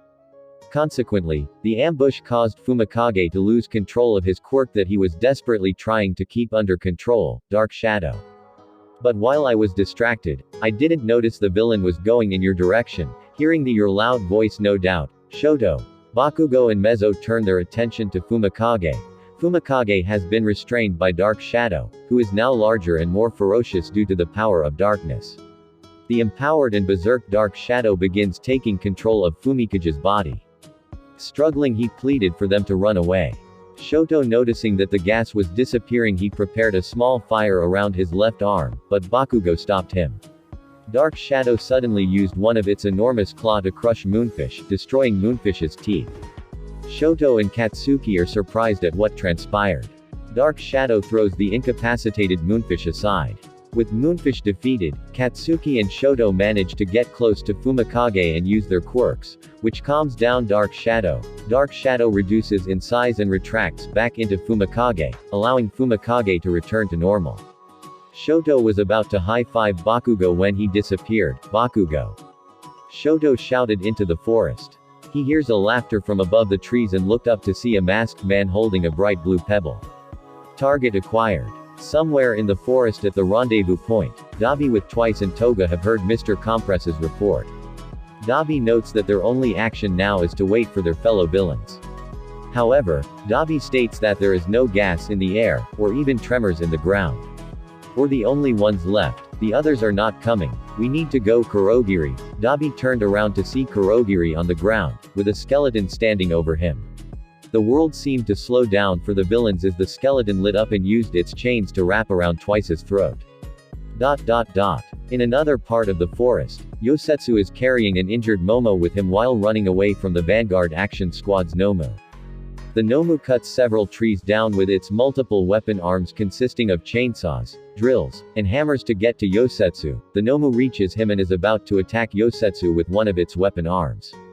Suddenly, the Nomu's chainsaw arm stops. The Nomu retracts its weapon arms into its body and begins walking back to the Vanguard Action Squad's rendezvous point. Momo realizes that the Nomu is being called back because the villains have captured Katsuki. Thinking of a plan, Momo creates a button, which appears to be some sort of tracking device, and asks Yosetsu to weld the button onto the Nomu. Yosetsu does what Momo asked and uses his quirk to bond Momo's button onto the Nomu. As the Nomu walks away with Momo's button stuck on it, Yosetsu and Momo decide to make a run for it. Outside the forest, Mandalay and Tiger were tending to the now awake Pixie Bob, when they see Yosetsu carrying an injured Momo. After a brief explanation, Mandalay and Tiger proceeds to run towards the villain's rendezvous point. The villains, meanwhile, were having a staring contest with the rider. Twice and Mr. Compress lays of the floor, not moving an inch, with their face frozen in fear. Izuku was about to move on Dabi, when he was blocked by a wall of wiggly green vines. Izuku sighed. Damn it, she was going to be a bother, huh? Izuku looked at Ibara and said softly, Let me through, I don't want to hurt someone that is close to innocence in this worthless world. Abara blushed at this statement but refused. She closed her eyes and made a gesture that was of prayer. May the Lord give them mercy, demon. Vine's crucifix. Ibara's hair elongated and attacked Izuku, holding him in a crucified position. Well, this is quite ironic, isn't it? Izuku laughed, giving the villains to run, but they were confronted by Mandalay and Tiger, accompanied by Shoto, Mezzo, and Izumi. They saw Abara holding the feared rider down and the what was left of the villains trying to run away. They begun to fight, leaving Abara alone with the rider. Why do you side with them? Izuku asked a praying Abara. I don't side with them, demon. I am trying to prevent you from committing more evil. Izuku laughed. Tell me which is more evil. He who kills evil, or he who protects them. They are both the same. Abara said out loud. This amused Izuku. Precisely, and what are we doing now? I am. Let's say your words killing them, and you on the other hand. Ibara's eyes widened, then Izuku burned the ivy and ran towards Abara. She was scared until she heard the sound of a chainsaw behind her. She turned around and saw a red Nomu, raising its arms to slice its unsuspecting victim. Abara was pulled away by Izuku. The chainsaw missing her head by inches. Chapter 16. Izuku held Abara bridal style and dodged the many arms of the Nomu. Abara blushed, but she held on for dear life, afraid that if she lets go, she might turn into mincemeat in a second. Izuku noticed that Abara was shaking. Did you hurt yourself? He asked her softly. Abara shook her head. No. Not comforted by her words, his eyes were filled with concern. You're really okay, right? I told you, yes. Abara huffed and puffed as she stared at the skull head of Izuku with a piercing gaze. This man wasn't as bad as she thought. Izuku put her down and told her to run, but she insisted on helping him. After a short argue, Izuku accepted her proposal. Via Dolorosa. Abara said, her vines speeding everywhere, wrapping itself on any being that's fortunate enough to touch it, and piercing them with tiny thorns, sharp enough to dig through the skin, making the victim stuck in the same position. Despite initially seeming very pure and kind, Abara shows an unexpected vindictive side. This intrigued Izuku. I swear on my name, Vine, that the schemers will be judged. Abara said to the struggling Nomu. Those are some strong vines. Izuku complimented her. With a slight smile, Abara nodded. Izuku proceeded to move towards the Nomu with his chains burning red. Wait. Please show some mercy, it may be mindless but it deserves mercy. Abara pleaded to the rider. But Izuku merely shook his head and said, sorry. All out of mercy. Izuku used Dominator's touch on Abara to immobilize her, to stop her from interfering with his work. Izuku charged his chains with the power from hell to burn this soulless shell. As Izuku was about to plunge the chains through the Nomu's heart, he felt a sudden chill. He turned around and saw All for One, his arms looking like it was about to burst, his arms surrounded with black sparks. Izuku dropped his chains and rushed towards Abara, his arms outstretched. All for One unleashed his attack on Abara, just as Izuku grabbed her and faced the attack himself. Izuku won't be killed with such an attack, but it was enough to damage him completely, for Izuku to turn human again. Half the forest got blown away, as a thunderous blow could be heard from miles away. Mandalay and her companions turned and saw All for One. Mandalay was frightened, she just witnessed one attack that blew half of the forest away. Izumi was also shocked and so was Shoto, but not because of the attack. In front of All for One was a green-haired boy. Izuku had small scratches here and there, but surprisingly, he looked fine. Although he does feel his ribs were broken. Izumi whispered. She was about to run towards her brother when she was stopped by Mezzo and Mandalay. Don't, Mandalay warned her. So this is the feared rider, All for One said smugly, you don't seem that threatening. Yeah, why don't you come over here and find out? Izuku screeched. He saw that Abara was close to tears, the Nomu still wrapped in her vines. Seriously, how strong are these vines? It even withstood a large-scale attack. Abara, run over to Mandalay's side now. Izuku ordered her. She complied by running as fast as she can, her vines breaking in the process, freeing the Nomu. The Nomu lunged at Izuku, swinging his hammer hand. Izuku dodged and used Dominator's touch to try and crush it. But All for One immediately sent another shockwave at Izuku. Izuku barely survived thanks to middle-class regeneration quirk. The Nomu made a strange action and moved at speeds unthinkable to that of his size. I appeared behind Izuku and hammered him to the ground. The bastard's strange movement didn't end there, it again moved at incredible speeds and held Izuku, his face on the ground. The Nomu grabbed a chunk of his hair and pulled up to make Izuku face all for one. A pity, I was expecting more from you. Izuku laughed at this statement. What's so funny? All for one asked. Oh nothing, it's just that I can do more than just produce red flames you know. Izuku turned into a rider once more but this time, accompanied with green flames. It immediately burned the Nomu to ashes. All for one's face could not be seen thanks to his mask, but Izuku knew he was scared. Young Izuku, you can't stay in that form for too long, its power is too great for you. A familiar voice ringed inside Izuku's head. All for one sprouted red tendril-like fingertips and used them to grab Kurogiri. Izuku saw All for One absorb Kurogiri's quirk. Izuku ran towards All for One, his chains moving like a snake on the ground, moving towards the masked man. As Izuku and his chains were about to wrap around All for One, he warped himself and his companions away.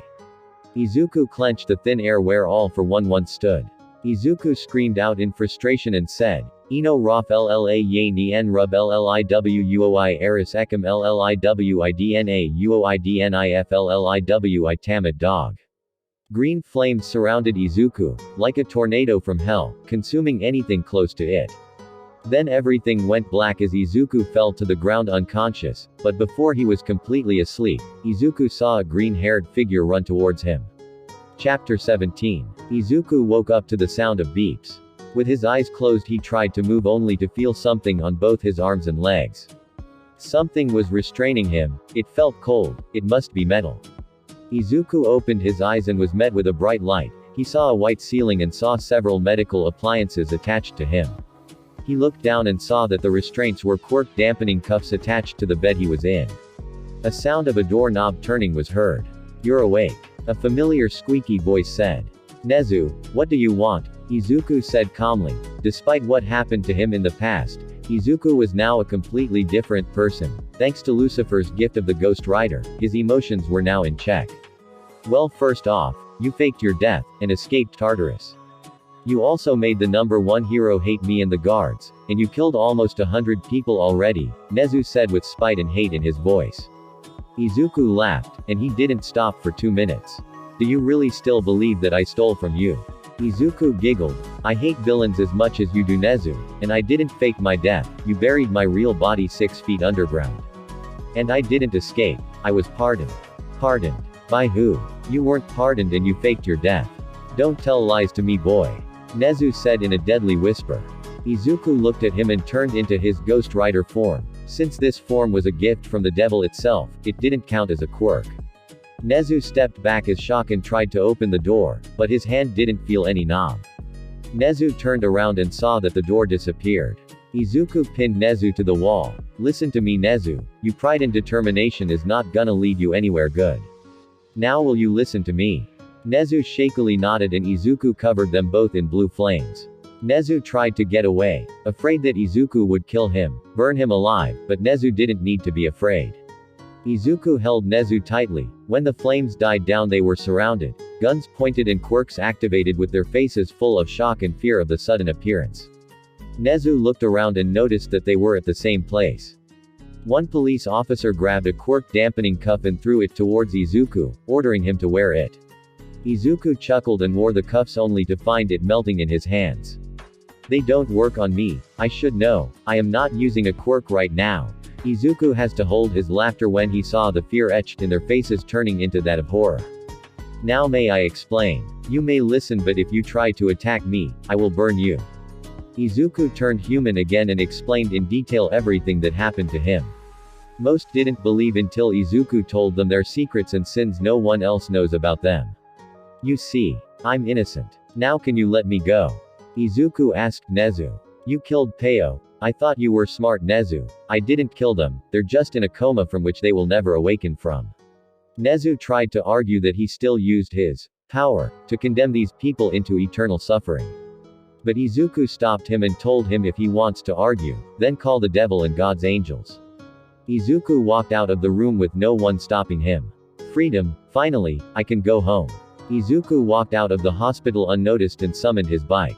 It looked normal, but if you were to touch it, you would feel a soft pulse as if it was alive. Izuku rode it and said, "Bring me home, my friend." The motorcycle, as if though alive, revved its engines and drove towards Izuku's old home. Izuku arrived home. It was night time, the lights on the living room were on, with three silhouettes. One was thin and pacing back and for the while the other two had their hands covering their faces.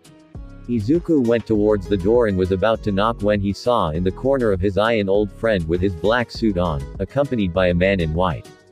"Hello, Sir Lucifer. Who's that?" "God," Izuku asked, politely bowing at his savior. Lucifer and the man in white laughed softly. The man in white spoke, "No, I am not God, young one. My name's Gabriel, an angel." Izuku's eyes widened. "An angel, here? Did he do something wrong?" "No, you did not, young Izuku. He's just here to check on you," Lucifer told Izuku, who was slowly remembering that these beings could read minds. "I see that you are doing well. Lots nice that you are going to see your family. I would give an advice, but it seems that you have already made your decision," Gabriel said. Izuku nodded on Gabriel's statement. "Well then, we must go now, young Izuku. And good luck," Lucifer said, and he and Gabriel disappeared into the shadows. Izuku once again turned to look at his door. He knocked 3 times. The door opened and saw his father. "Good evening, Mr. Toshinori." Chapter 18. "Good evening, Mr. Toshinori." Izuku's father went wide-eyed when he saw Izuku in his front door. Izuku looked different from before. He looked taller and his usually bright face turned sharper. Izuku's build was that of an athlete. Izuku let himself in his old home. He looked around and saw that nothing changed. Inko asked Yagi from the living room on who was knocking on the front door. Toshinori opened his mouth but nothing came out, so Izuku answered for him. "It's me, Miss Toshinori. It's Izuku Midoriya." Inko and Izumi rushes towards the front door and went wide-eyed when they saw Izuku. Izuku walked around his old home, his parents and sister still looking at him, unable to speak. "It's still the same as ever." Izuku complimented his mother, which shook her out of her trance. Izuku. Is that really you?" she said, tearing up. "Yes, it's me," Izuku said with a small smile. Inko rushes forward, hugging Izuku with tears on her eyes. Izumi flinched as though she wanted to run towards Izuku, but Izuku looked at her and opened his arms, inviting her to hug him. She rushed forward and hugged Izuku tightly. "It has been 4 days since they buried Izuku." Inko was crying harder than ever. She asked Izuku why he was still alive and where has he been. Izuku let go of his mother and sister, and told them to sit down. After a brief explanation, Inko was hysterical over what her son has gone through in Tartarus. "Inko. Why would they do that to my son?" Izuku. "Don't call me son." Izumi. "I'm going to confront Nezu about this, mom, don't worry." Izuku. "Stop it. Toshinori. Inko, I tried to tell Nezu that our son is innocent." "Don't call me son." Izuku turned into a rider, with blue bell flames, glaring at the people in front of him. "You lost your son years ago when he was diagnosed corpseless. I am here not as your son, but as a stranger," Izuku told his family straight to their faces. "Izu, please. No, Izumi, don't say please. I already forgave you, but know this, you have blood on your hands." Izuku got up and started to walk away. "Izuku. We only did that to protect you," Toshinori said, turning into his All Might form. Izuku stopped and turned around, his flames turning red and his chain swirling around his arm. "Protect me. The only thing you did, Toshinori, is saving your own reputation by hiding me away. And don't look at me with those pleasing eyes. You have neglected me and favored my sister, whom in turn bullied me and even forced me to try and kill myself 24 times starting from when I was no more than a child." Toshinori looked down in shame, and Inko looked at Izumi with anger in her eyes. Izumi on the other hand had her face covered, crying under her hands. But Izuku didn't stop there. "And you, Miss Yagi, you stare at your daughter with anger, forgetting that you yourself made your son go through living hell. Do you even know what food tastes like when a 4-year-old cooks for himself? Well, it tastes awful, but hunger makes anything look quite tasty. For years I haven't even gotten to taste delightful foods to quench my hunger, yet you say you did all that to protect me." Izuku left his family stunned at what they have done. Izuku drove towards an old abandoned home. That was where he was currently staying. On the outside it was old and unkept, but on the inside it was quite beautiful and clean. Thanks to Lucifer's help, he had a place to stay. Izuku was about to rest when he heard someone knock on the door. Izuku sighed. He was annoyed that someone followed him home, and that someone wasn't alone. Izuku walked towards his door lazily and opened it. What the hell do you want this time, Nezu? Chapter 19. Excuse me. Izuku asked Nezu after hearing what he said. I want you in U.A. Nezu repeated. Although he did look like he didn't want Izuku to, he knows he must do it to keep an eye on this rider. And why do you think that I would accept? Why won't you? Isn't it your dream to become a hero? Izuku shook his head. It used to be, until I gave up, because my own father told me to. Izuku looked at Nezu with a blank gaze. You don't even want me there, Nezu. You're right, I don't. But it's necessary for me to stop you from causing mayhem. Nezu said with pride and determination. He got up and gave Izuku a letter containing the details of his entry to U.A. Class 1A. Izuku smiles at Nezu. The same room as your sister and her friends. Yes, Nezu replied. Very well, but I am quite intrigued with that girl. Abara in Class 1B, can I go to her from time to time? Nezu thought for a moment. If I do that you will join U.A. and stop this vigilante work. Agreed. Izuku stood up and held out his hand for Nezu to take.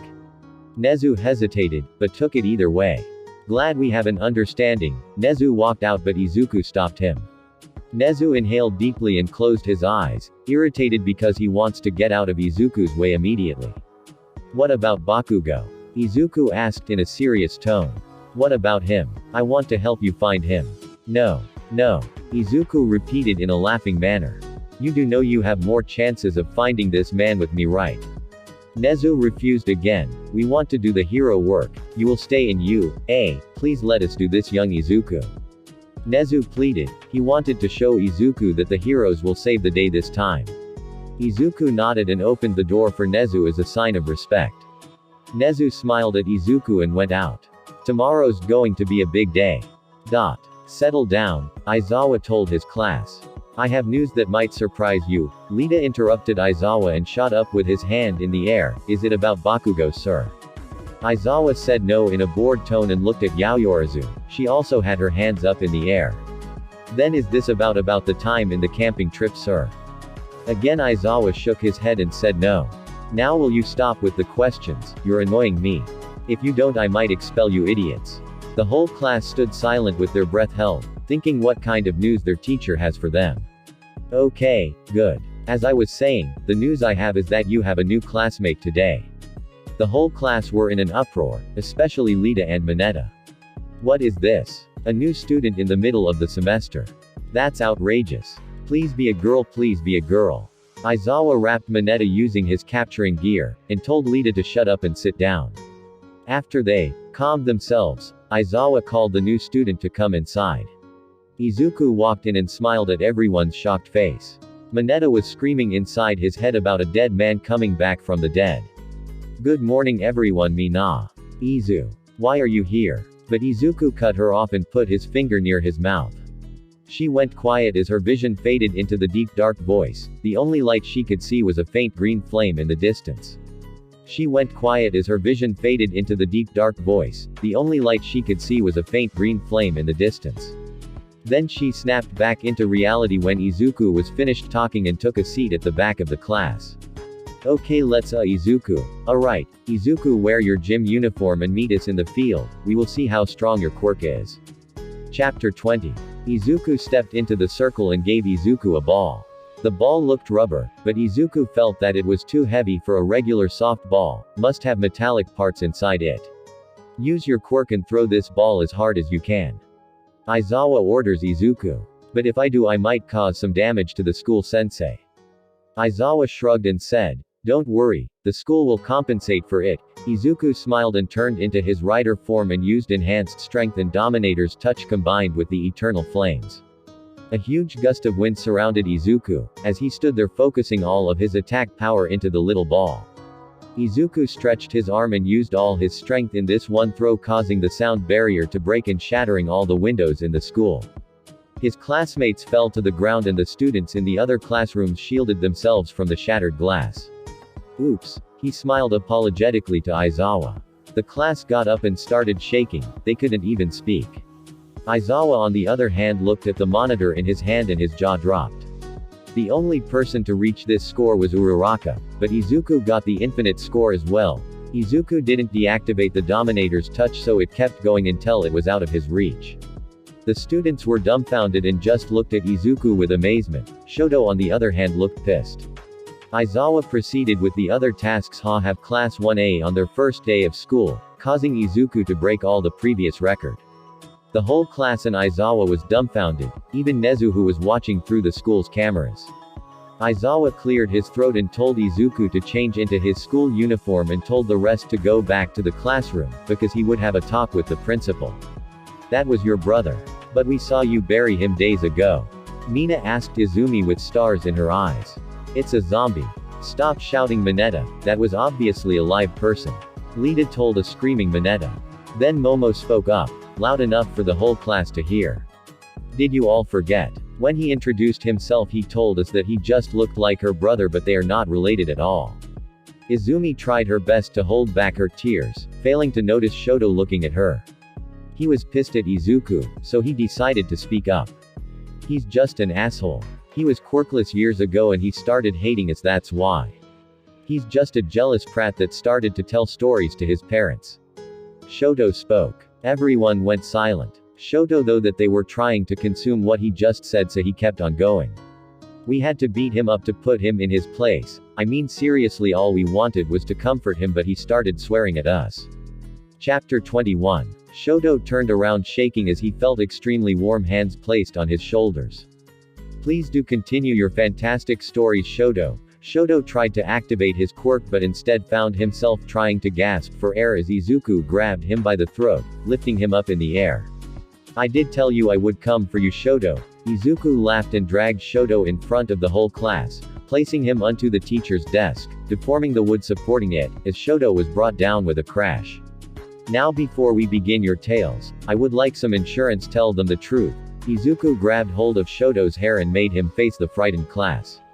Shoto kept his mouth shut, so Izuku wrapped his chains around Shoto's waist, giving him the feeling of burning, yet he remained unharmed.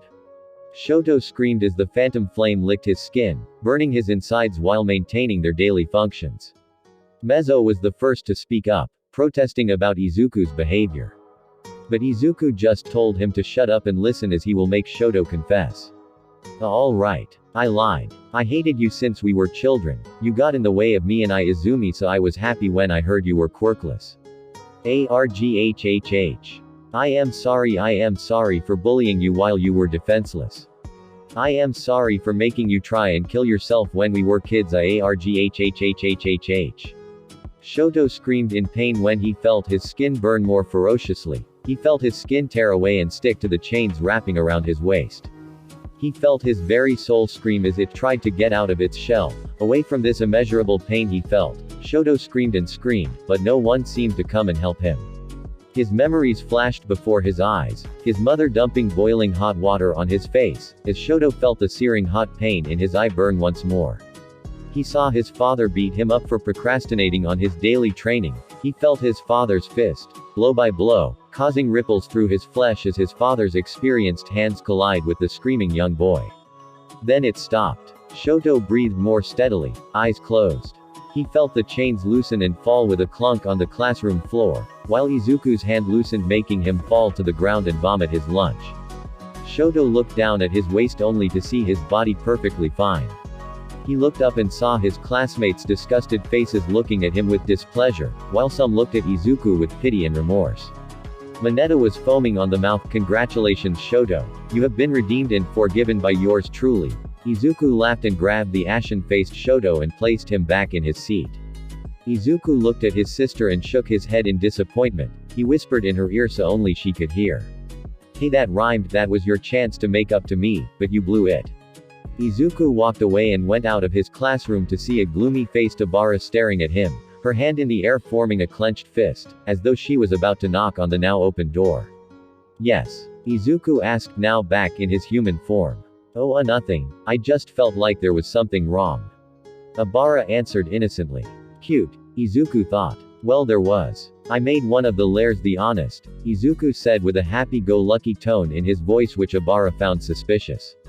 What do you mean? Abara asked stubbornly. She looked at Izuku in the eye making him look away while thinking, so innocent so pure, alright you got me. I was giving my bully a taste of pure bliss, for me at least, but don't worry, he wasn't hurt physically, I merely gave him a chance at redemption. What? Abara looked aghast, you hurt him didn't you? The Lord doesn't tolerate sinners. Chaos and bloodshed brings nothing but trouble. My sentiments exactly, but chaos and bloodshed already haunts us. Izuku laughed and dragged Abara off into the roof. Hey. What? When they got there Izuku let go of her and gestured for her to come and look at the view. She hesitantly complied. Why did you bring me here? Abara asked Izuku. Do you see a sight to behold? Izuku said while staring into the distance, through the trees and the sunny meadows, and into the sparkling city of Japan, where the sky was blue and the bird sang its song every day. Izuku closed his eyes, while Abara looked at him amused. A soft breeze blew her hair making her look more gorgeous. After a few moments Izuku opened them once more and said, in every rainbow lies an end, and in the end is the beginning. Most people, just like myself, see the end as a start. When I thought it was the end, I found my new beginning, and so will you Abara. You will soon see that beneath the lovely view, there's always a darker part, where it remains unseen. Abara pondered on what Izuku said, knowing that there was a hidden meaning. Izuku left her on the roof to enjoy the view and smiled when he saw her look into the distance. She was amazed by the view, she smiled so wide as she took in the wonderful breeze. She opened her arms wide and glorified this beautiful day that the Lord gave to the people. Soon she will see, that underneath every face, lies a scratched mask. Until then, she will live a life filled with lies that makes her believe that there is good in everyone. Chapter 22. School just ended, the sun outside was setting. Aizawa announced that they would be living in a dormitory for the rest of the school year. Izuku didn't like this idea one bit. He would be surrounded by people he doesn't really like, and worst, he wouldn't be able to do his daily patrol. Izuku drove home using his summoned bike. He passed by many dark alleys, but when Izuku passed one, he felt a small tingle on the back of his neck. There's a familiar smell of a certain sinner in that alley. Izuku turned his bike around and slowly drove towards the alley. Through the dark alley was a small bar-like shack. Izuku sensed that Katsuki was inside the shack, and so was Shigaraki, Toga and Dabi. Izuku also sensed 3 more bodies underground. He knew that they were twice, Mr. Compress and Kurogiri. They were in a coma because of the cleansing of their souls. Izuku walked away. He wanted Nezu to find them himself, since the rat was so eager on proving to Izuku that they could save Katsuki themselves. What's wrong honey? Inko asked the crying Izumi as she got home from school. It's Izuku. I blew it mom, he gave me a chance and I blew it. She cried harder into her mother's arms. Inko hugged her daughter while patting her head, assuring her that another chance will surface and Izuku will forgive them. It's okay honey, Izuku will come back to us I promise. Izumi nodded in assurance from her mother's words. She then informed her mother about the dorm system that will apply next week. Inko told Izumi to prepare her stuff early, just in case.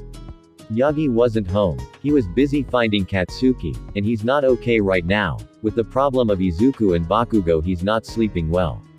Inko is worried for her family. She covered her eyes and hoped to God that a new day will pass where her family will smile again. Okay, so here's what we got. Nezu slapped the papers into the table. The League of Villains is on strong defense ever since young Midoriya took care of their essential asset, Kurogiri. Nezu then addressed Aizawa. Do you have any leads Shota? Nezu asked him. So far I have been tracking the child named Toga. She's trying to conceal herself in public but images showed that she constantly sneaks into blood banks to steal blood. Aizawa said to the rest of the heroes while pointing at a picture of Toga wearing a blue hoodie and a face mask. Did you follow her? Midnight asked Shota. Shota nodded and proceeded to pass pictures of a bar-like shack in an alleyway. I believe that's where they are keeping young Bakugo, Nezu said. I hired someone from the police force who has a thermal quirk. He confirmed my suspicions when he stated that he saw a high-level temperature in the building, Nezu continued. That must be young Katsuki, but how are we going to approach him? Mount Lady asked Nezu. Aizawa answered, Don't worry about it. All you need to worry about is the Nomu factory. We need you to destroy it, Mount Lady. It's essential and imperative that the factory will be destroyed. Mount Lady nodded in confirmation. Kamui Woods spoke up. What about Endeavor? Will he be joining us?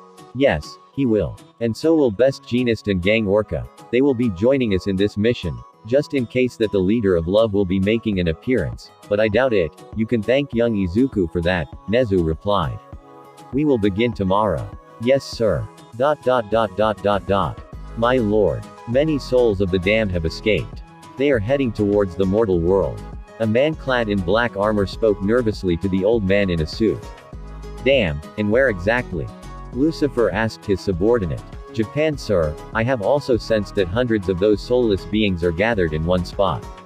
It would be a catastrophe if they managed to inhabit a body.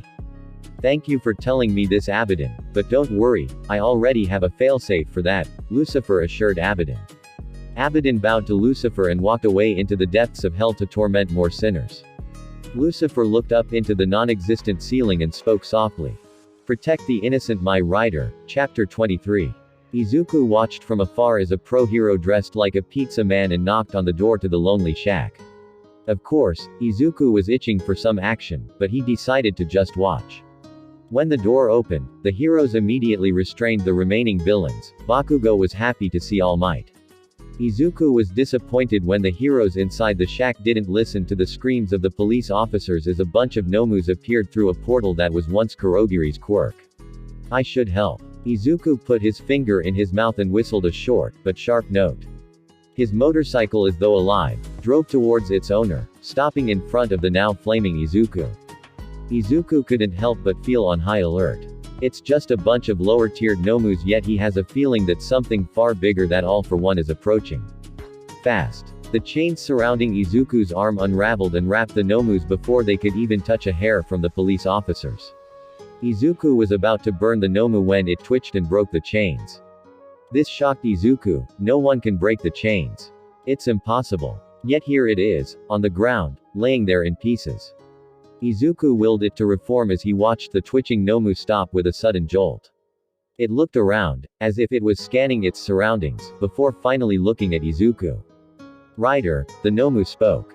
Izuku didn't know what to make of this, so he rushed forward and punched the Nomu to send it flying in the other direction, but the Nomu withstood the attack and gave Izuku a blow to the skull. Its strength was comparable to that of All Might in his prime. Izuku exchanged blows with it, causing a fissure on the ground while causing seismic waver to protrude from the center of the battle. This alerted the heroes inside the shack. Gran Torino was the first one outside, and what he saw nearly made his eyes pop out. Nomus. And one of them is exchanging blows with the feared rider. And by the shock waves, its strength is the same as All Might's. Izuku grabbed the Nomu by the arm and broke it. The arm remained limp, saying that it doesn't have any regenerative abilities. Izuku balled his fists and made the cursed flames envelope the rider's whole arm. Izuku gave the final punch through the Nomu's chest, burning it to ashes. Thinking that he defeated the Nomu, he looked around to see the other Nomus twitch and fall to the ground, shaking violently and emitting a screech. Midoriya, a familiar voice spoke inside Izuku's head. Lucifer. What's going on here? Midoriya asked in a frantic voice. Listen, I don't have much time. The souls of the damned that I took special care on, they escaped and will inhabit an empty shell, and those shells are the Nomus. If they inhabit one, they will gain immense strength. As a rider, I need you to destroy every last one. Lucifer told Izuku before his voice faded away. Lucifer. Lucifer. But Lucifer wouldn't answer anymore. Izuku took a fighting stance and shouted to everyone who could hear. Everyone. Destroy the Nomus. The souls of the damned are using them as temporary bodies. They will wreak havoc if they are left untouched. Destroy them all. I repeat, destroy them all. Everyone who heard hesitated and wouldn't touch the Nomus, but Endeavor started to burn the ones he could reach. What the hell are you waiting for? You hear the kid burn, destroy them all. Endeavor shouted in rage to the people who just watched. Scared, they started to do as they were told, but a scream suddenly echoed in the far left side of the battlefield.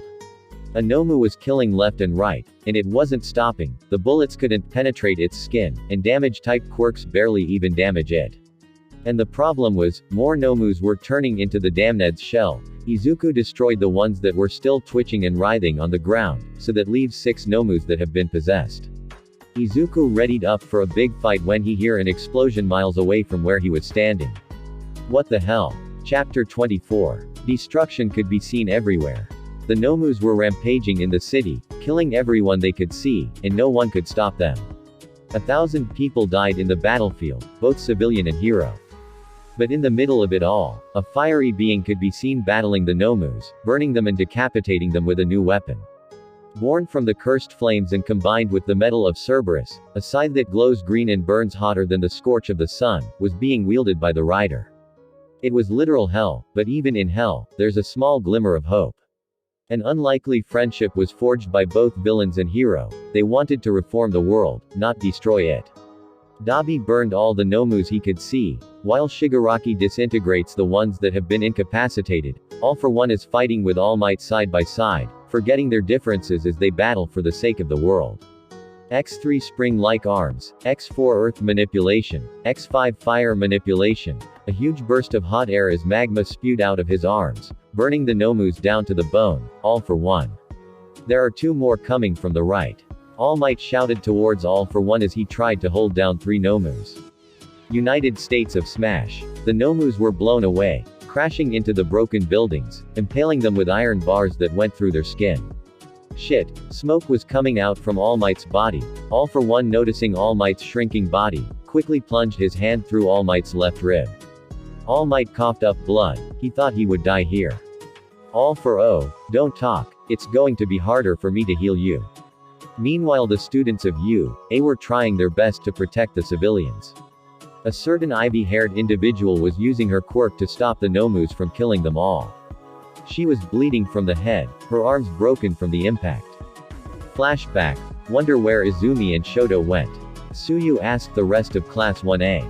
They were looking for their friends who suddenly disappeared along with Lita and Yaoyorozu. They went around looking for them when they saw a fellow UA student, Abara. Oi Abara. Mina shouted enthusiastically, waving her arms in the air. Abara ignored her and kept walking. Mina walked towards Abara. What you doing? Mina asked a startled Abara. None of your business, she shut down Mina coldly. Ah, come on, we're friends, aren't we? I prefer the word acquaintance. Abara saw the rest of Class 1A. She tried to walk away when they stopped her. What? She asked, annoyed. Did you see a green-haired girl and a half-white and red-haired boy pass by here? Abara shook her head. Oh. How about a robotic 4 eyes and a rich girl? Mineta asked, which earned him a slap in the head by Kirishima. Abara noticed that another one was missing, not just 4. Excuse me, but what about Izuku? Is he not missing? He doesn't really hang out with us, and he always disappears, so nothing is really wrong with him not here. Tsuyu said. Abara clenched her fists. If he's not here and there are students missing, then there must be something wrong.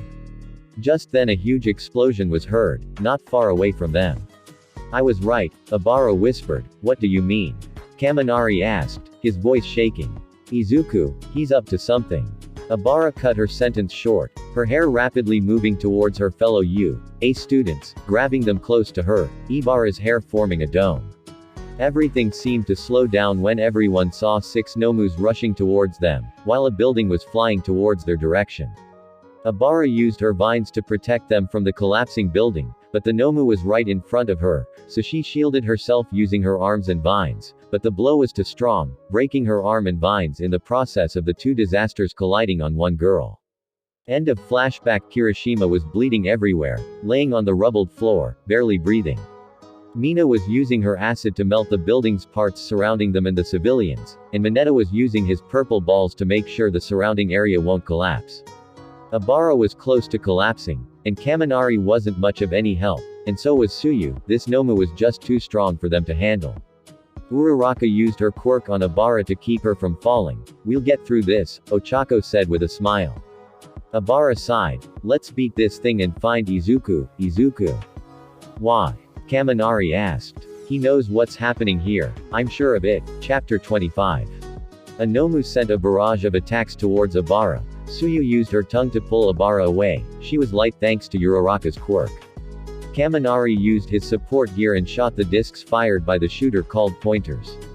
It will stick to the point of impact. As long as Kaminari is within 10 meters of the target, his electric discharges will be drawn to the pointer of his choice, concentrating the discharge into a straight line.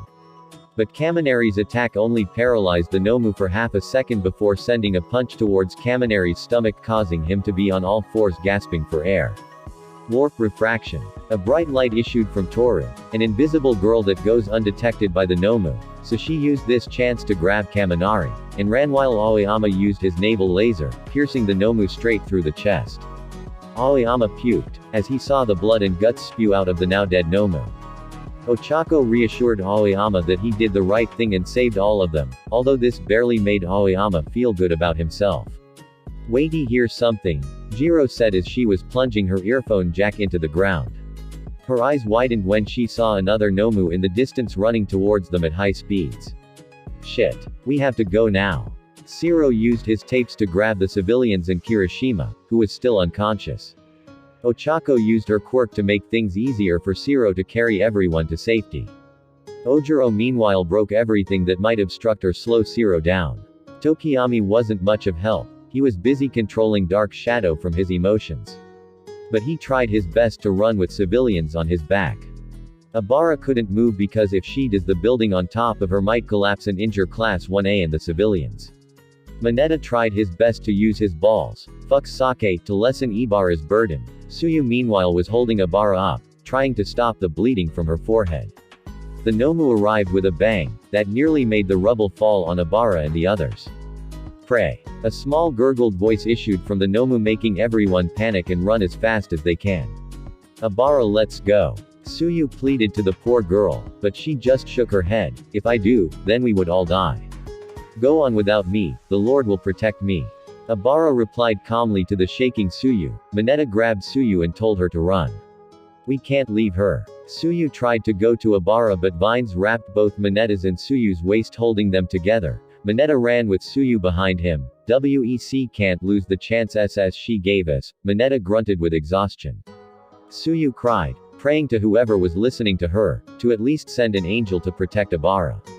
And on cue a flaming chain grabbed the Nomu, throwing it away into the pavement.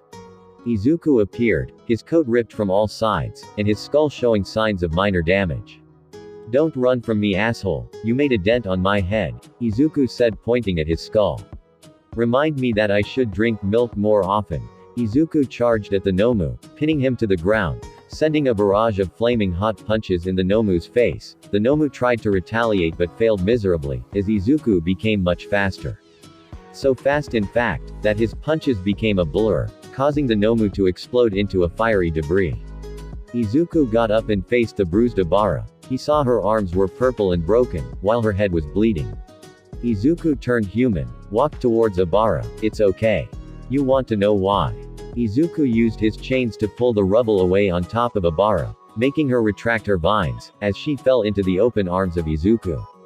"Because I am here." Chapter 26. Izuku held the sleeping Abara close to his chest. "Why are you here?" Izuku asked the Nomu. "I am here to free myself from this prison." The Nomu replies. The sky lit up red as rain started to pour, distinguishing the flames that surrounds everything. "You think this is your prison?" "Yes, I have been made to pay my debts, but I will not be defeated by Satan himself." Izuku laughed and placed Abara on the ground, covering her in the eternal flames. "You think you can repay your debts in this existence? This is not a matter of debts, though debts you certainly owe." Izuku kicked a boulder towards the Nomu with superior strength, causing the Nomu to lose his field of view from Izuku as it blocked the boulder by smashing it into pieces.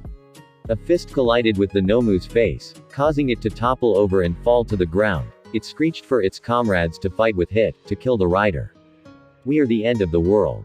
The Nomu punched Izuku, making him cough out blood, as the Nomu's fist collided with now human rider.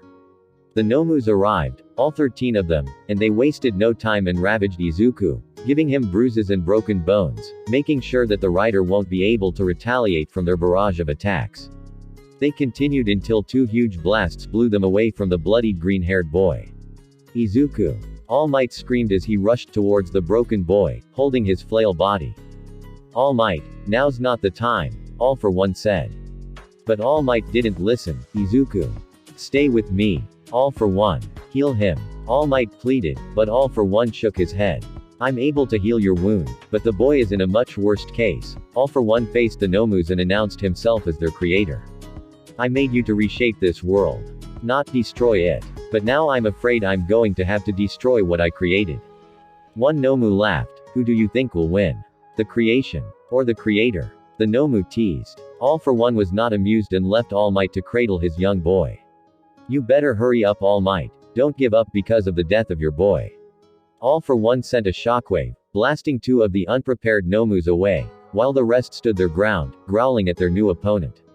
Izuku, please wake up. All Might cried as the rain fell on Izuku's face, causing him to twitch and wake up on the crying All Might. Do you really think I would die that easily? Izuku laughed and hugged his father. I only did this so I could see if I can forgive you, Izuku whispered. And did I pass? All Might asked softly, not letting Izuku go, giving him a tight hug. Yes you did, Izuku said, giving All Might a hug in return. All Might. All for One screamed, causing Izuku and All Might to turn look at All for One, who was surrounded by the Nomus. The Nomus were playing with him, circling around All for One like sharks in the sea, making their prey panic and lose control.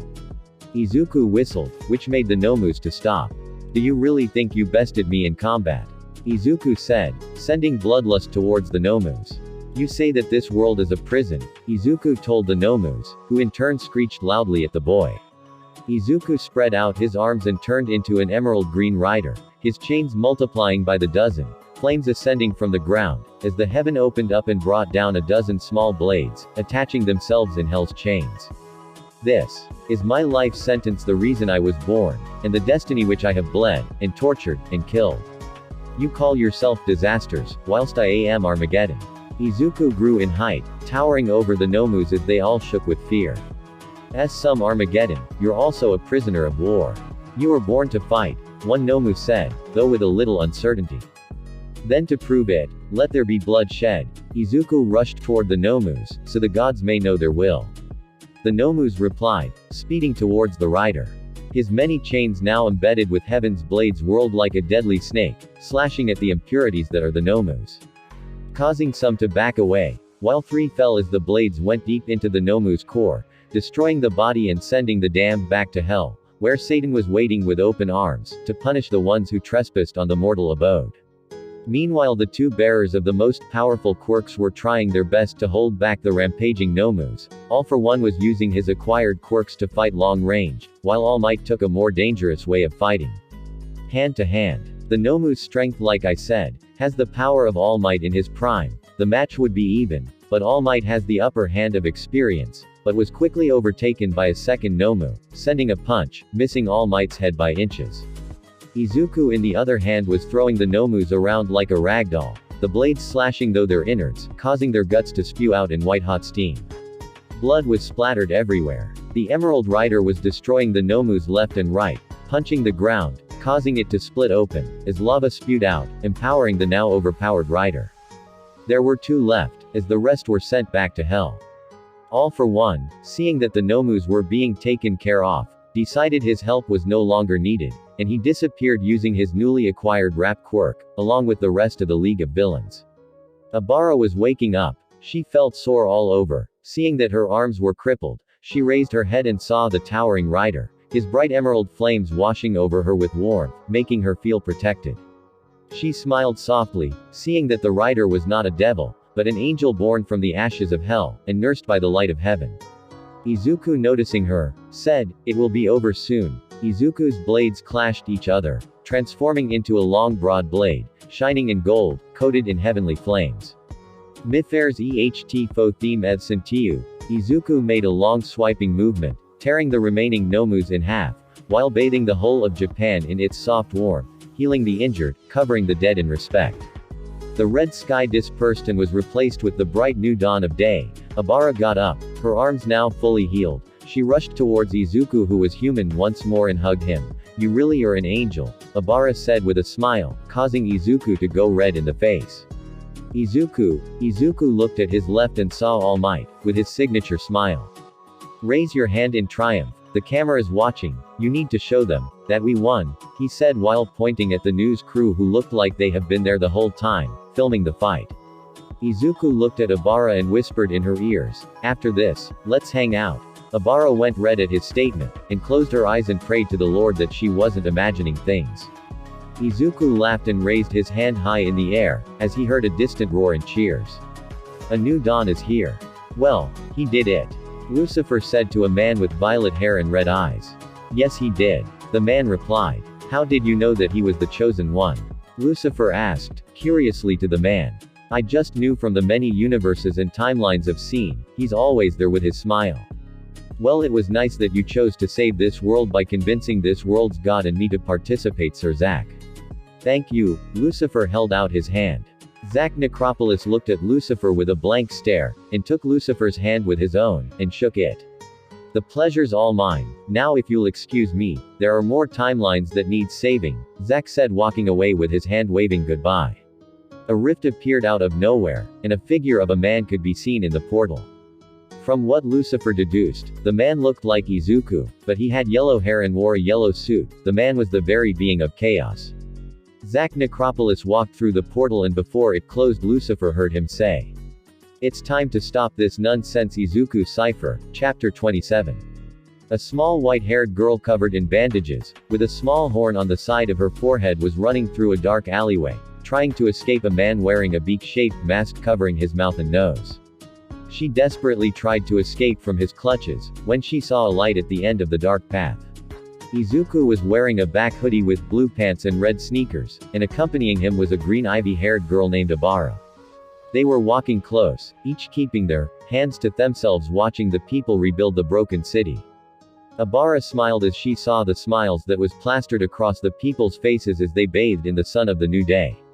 They were slowly forgetting the pains and misery that happened 2 days ago, although a lot of tears was shed, as 156 unnamed heroes died to protect the people, and 1357 unnamed civilians died in the carnage that befell on Japan. All Might was still the #1 hero, his wound healed by the villain named All for One, who disappeared without a trace after the issued battle ended. Endeavor was injured from the battle. He was fashioning new scars and bruises that will stay with him for the rest of his life, but it didn't hinder his hero work. He was back in business the next day after the Nomus were defeated. Oh, and the rescue mission was a success, considering they got Bakugo back in one piece. The rest of Class 1A was in a bad shape but fine nonetheless. Izumi, Shoto, Lita and Yaoyorozu on the other hand were praised for protecting the civilians when the Nomus appeared. School was still put on hold as most of the teachers were helping to rebuild the city. So what now? Izuku asked Obara with uncertainty. He didn't know what made him say it, but when the battle ended days ago he asked Obara to hang out with him. Obara looked at the red-faced Izuku. "Well, what do you want to do?" "I've never." Izuku stuttered as he tried to form the words from his mouth. Obara giggled at his failed attempt to start a conversation, but she found it cute. Suddenly Obara felt something small collide behind her. She heard a small high-pitched grunt and a thud. She turned around and saw a small girl that had white hair and bandages. "Are you okay?" Obara asked the little girl, who looked at her with fear. "Don't worry, I won't hurt you," Obara said softly, which made the girl calm. Obara helped the little girl to get back up on her feet and asked, "Are you hurt? Why do you have those bandages?" She asked with a stern voice. "Who would do this to a child?" "Excuse me, but may I have my daughter back?" Obara and Izuku turned to see a man with a beak-shaped mask looking at them. "Excuse me, but who are you?" Obara asked cautiously. "My name is none of your concern. Now my daughter, if you please," the man said with a blank expression. Obara shielded the child from the man, but Izuku spoke. "Why does she have those bandages?" "Eri's prone to accidents, so the bandages are to hide the bruises." "Look, you're wasting my time. Give me my daughter back," the man said, making a movement to remove his gloves. But he stopped because the girl named Eri ran towards the beak-masked man and held his hands. "Sorry for the trouble," Eri said, looking at the ground. The man didn't say another word and turned to walk away from Izuku and Obara, when Eri turned around and looked at Obara in the eyes. "Help me," she mouthed to Obara, who quickly went wide-eyed. She was about to move when Izuku held her hand tightly and whispered to her, "Not now, I'll save her, I promise," Izuku said, turning in the opposite direction to leave, dragging Obara with him. "What the hell? That girl needs our help." Abara hissed at Izuku, who in turn put his finger near his mouth and made a shushing noise. That man is dangerous, and I can't fight him when there are civilians involved. They will panic thinking that there is another Nomu attack, Izuku said with a harsh whisper. Abara was about to protest when she looked around. She imagined the faces of horror and fear if an attack in broad daylight were to happen. She hung her head down, knowing that Izuku was right. Save her, okay, promise me. Izuku looked at Abara, who was teary-eyed. She looked determined, so Izuku had no choice but to accept. It was his plan to save her anyway. Chapter 28. Nezu. Izuku entered the principal's room where he found Nezu playing with his new security detail made by a man named Cypher. Ah, Izuku. To what do I owe this visit? Do you know something about a man with a beak for a gas mask? You mean overhaul? No need to ask politely, Izuku. I'm pretty sure you already know anyway. Izuku chuckled. He closed the door and told Nezu about Eri, and how he and Abara met her with bandages. I believe the girl's quirk is rewind. Nezu spun in his chair, and what about it? We already planned to raid the Yakuza and save the girl. No need to worry. Izuku grabbed Nezu's chair and made him look at Izuku. Do you know what kind of danger that girl brings? Izuku said with a harsh whisper. Nezu just shook his head. And here I thought you were the smartest mammal. That girl's quirk can rewind anything she touches, even the molecular structure of our quirks. It could erase the quirks of the people completely. Nezu went wide-eyed at this new information and started to call the rest of the heroes. Nezu sighed. That is dangerous. But does that also mean it can turn you back into a human? That's a possibility. Izuku left the room and proceeded to his class, where he knew a certain blonde was ranting and cussing at his fellow classmates. Izuku entered and saw Bakugo cussing at Shoto.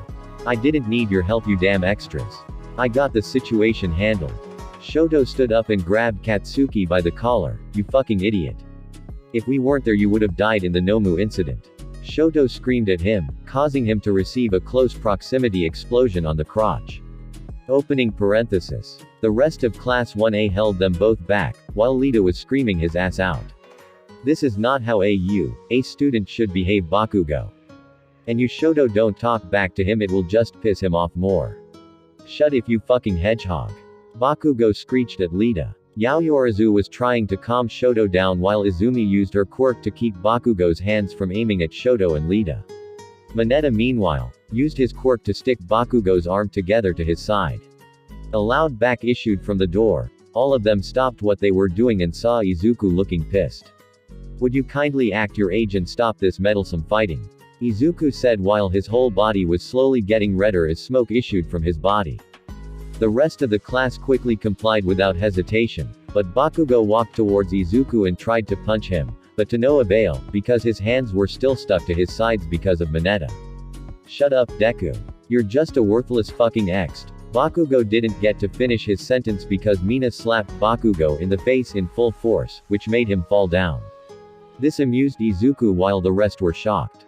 Mina, no Momo. It's enough. Bakugo went too far. If Izuku wasn't there, we all would be dead. Mina said through her tears. She cried while Yaoyorozu tried to comfort her. Bakugo got up. You bitch. Bakugo ran towards Mina and used his headbutted her in the stomach. Now this was enough for the whole class to run towards Mina to defend her while Kirishima punched Bakugo in the face while using his quirk hardening to give more power through the punch. That was not very manly, Bakugo. You've gone too far. Kirishima said, shaking because he just punched his friend in the face. Please. Just stop this, Bakugo. Fuck off, you fucking extra. All of you. You're all fucking trash. Izuku grabbed Bakugo by the hair and forced him to look into his eyes. Try saying that again, Bakugo. Or you're going to have a bad time, Izuku said as his eyes glowed blood red. They are not the trash here, Bakugo. It's you. Now if you dare do this again, I will make sure to take your quirk and turn you into something you despise. Izuku dropped the shaking blonde on the floor. Now then, everyone return to your seats please. Izuku cheerfully said with a smile. Chapter 29. Bakugo was walking through the hallway. A few hours ago he was kicked out because of another outburst. Aizawa personally wrapped him in his capture gear and threw him out of the room. You're all pieces of shit. Those were his words before the door slammed shut, with a click of the lock. Assholes. Bakugo got up and decided to vent his anger by walking. Izumi Pav, what is going on with you, Bakugo? You are more villain-like than before. Your pride is getting out of hand. I listened to the rest of Aizawa's class and decided that after this, she would confront Bakugo. Don't. I turned around to see Izuku looking straight at me. He looked angry. But not at me. What do you mean, Izu? I whispered toward him, trying to prevent disruption in the ongoing class. Although, the frequent sniffles from Mina was already distracting enough. I mean, don't go to him. It will only make matters worse. He's my friend. He will listen to me. I harshly said in a kinda loud whisper. I looked back at Aizawa, who was still talking. I heard Izuku sigh deeply behind me. He tapped my shoulder to get my attention, but I ignored him. Small time skip. His pride blinds his judgment, unlike last time. Izuku walked over to me as I was packing my books. I stayed silent, and walked out of the room, leaving my brother alone in the now empty classroom. Izuku Pav sigh. I watched as Izumi walked out of the classroom to look for Katsuki. I decided to follow her without her knowing. Because unlike years ago, Bakugo is now unstable. It seems that seeing his most hated friend was better than him, not just in power, but also in charisma and charm, broke him. I followed Izumi silently as she walked through the deserted UA halls, looking for any signs of a fuming man. After a few moments she finally saw him, right underneath the stairs. From where I am, which is right behind a wall opposite to that of Izumi, Bakugo looked extremely pissed. The veins in his temple could be seen from far away. Izumi. Bakugo, let's go home. Bakugo. Fuck off, Izumi. Why don't you go kiss your brother's ass, huh? He's fucking useless and you all defend him like some kind of hero. Because he is. He saved thousands of lives, yours too, might I add. A fat man wearing a brown furry coat came down the stairs, hearing their argument no doubt. I observed him and felt that he gave of a wired vibe. He was not a sinner, yet he was not good either. You might say that those are most people. But this man literally had no sins. And he had no good reads either. He was sporting brown pants, and large leathery boots. His facial feature could be barely seen through all those shaggy beard. Though his beetle black eyes did give of a comforting aura. No one's Pav, who the fuck are you? Bakugo exclaimed at the mysterious man. Oh sorry. The name's Hagrid. A pro hero, although you might know me as Chowdicrackhead 101, but I doubt it. I'm just a minor hero after all. That's a weird hero name, Izumi said politely to the bearded man known as Chowdicrackhead. Yeah, I know, I chose that name cause my quirk makes people high. Preventing them from fighting back for a while, that is, he chuckled. Hey. Go fuck a donut or something. We're talking here. Bakugo cursed at the poor man. But Hagrid merely raised both of his hands in the air and walked away, wearing a contempt look. After Hagrid was out of sight, Bakugo then grabbed Izumi. And as though something possessed him, he forced himself upon the poor girl. Izumi was shocked and frightened at the sudden assertiveness. She struggled, but Bakugo pushed her down and ripped of her clothes. Izuku didn't step in. He was still waiting for the right time. After all, his sister did deserve it. But that doesn't mean Izuku won't step in when his sister's chastity was in danger. Bakugo began to unzip his pants and take out his phone. Izumi went wide-eyed when Bakugo ripped of her bra and took a picture of Izumi's breasts. Bakugo leaned down and kissed Izumi, forcing his young inside her mouth. Izumi tried to scream but could only make muffled sounds. Her hands were held over her head by Bakugo. She saw him reach down and pull out his small ass D. Take 2. She saw him reach down and pull out his wiener. Take 3. She saw him reach down and pull out his dick, leaning to make the tip touch her entrance. Izumi cried and tried to struggle harder. She felt her underwear getting ripped off her crotch as she felt his dick go inside a bit. But before Bakugo could even take her virginity, he was pulled into the air by Izuku, who decided enough was enough. Bakugo Pav. Fuck. I screamed out loud when the damned nerd pinned me to the wall. God damn it. I was about to take Izumi for myself. Fuck. He began to send punches to my face and stomach. My vision went blurry, and all I could hear were the sound of knuckles hitting my flesh. Is this what he felt when I used him as my punching bag? I heard distant protests that sounded like Izumi's voice. I could hear her begging Deku to stop. I suddenly felt a warm touch on my neck. I slowly opened my eyes and saw a fucking skeleton. Kill me then, asshole. I laughed weakly. Deku was about to kill me. Hey. I didn't even get to fuck Izumi. No, killing you would be too easy. I felt a hand touch the base of my mouth to where my cheeks were, and a sudden force made my head turn to look at the burning skull. Look into my eyes. Your soul is littered with pride and lust. You will burn soon, but a more preferable punishment must be given to the bad children. I was forced to look at his non-existent eyes. I felt my insides burn. My hands felt like they were melting. And my bones felt like jelly. What the hell is he doing to me? You, your friends, and your families. They will turn to ash as they see you now, not as a son, but as a stranger in their kin's skin. Chapter 30. Get out, Nezu said in a deadly whisper to the crying ash-blonde man in front of him. Bakugo Katsuki was on all fours, begging Nezu to give him another chance. But Nezu looked away and so did the rest of the teachers. Please. I didn't. What came over me? Mom. You believe me, right? Bakugo looked over to the woman known as Mitsuki Bakugo. Her face was contorted in anger and disgust. She knew her son was mean, but this came as a shock towards her and everyone who knew him. You fell, Katsuki, Mitsuki said through her tears. Beside her was Izumi and Izuku. Izumi was crying and wouldn't even look at Katsuki in the eye. Izuku, in the other hand, looked emotionless. You attempted to rape a student in my school. And that student is your childhood friend nonetheless. Nezu spoke harshly. You could hear the rage quivering in his voice. He may be small, but he can be scary if he wants to. That same student saved your ass when you got kidnapped. Aizawa was the one who spoke this time. That was not manly, Bakugo, Kirishima said to the blonde. Izumi, do you have any words to defend your friend here? Nezu said. Izumi didn't spare a glance towards Katsuki when she said these following words. He's no friend of mine, and I don't want to defend a villain.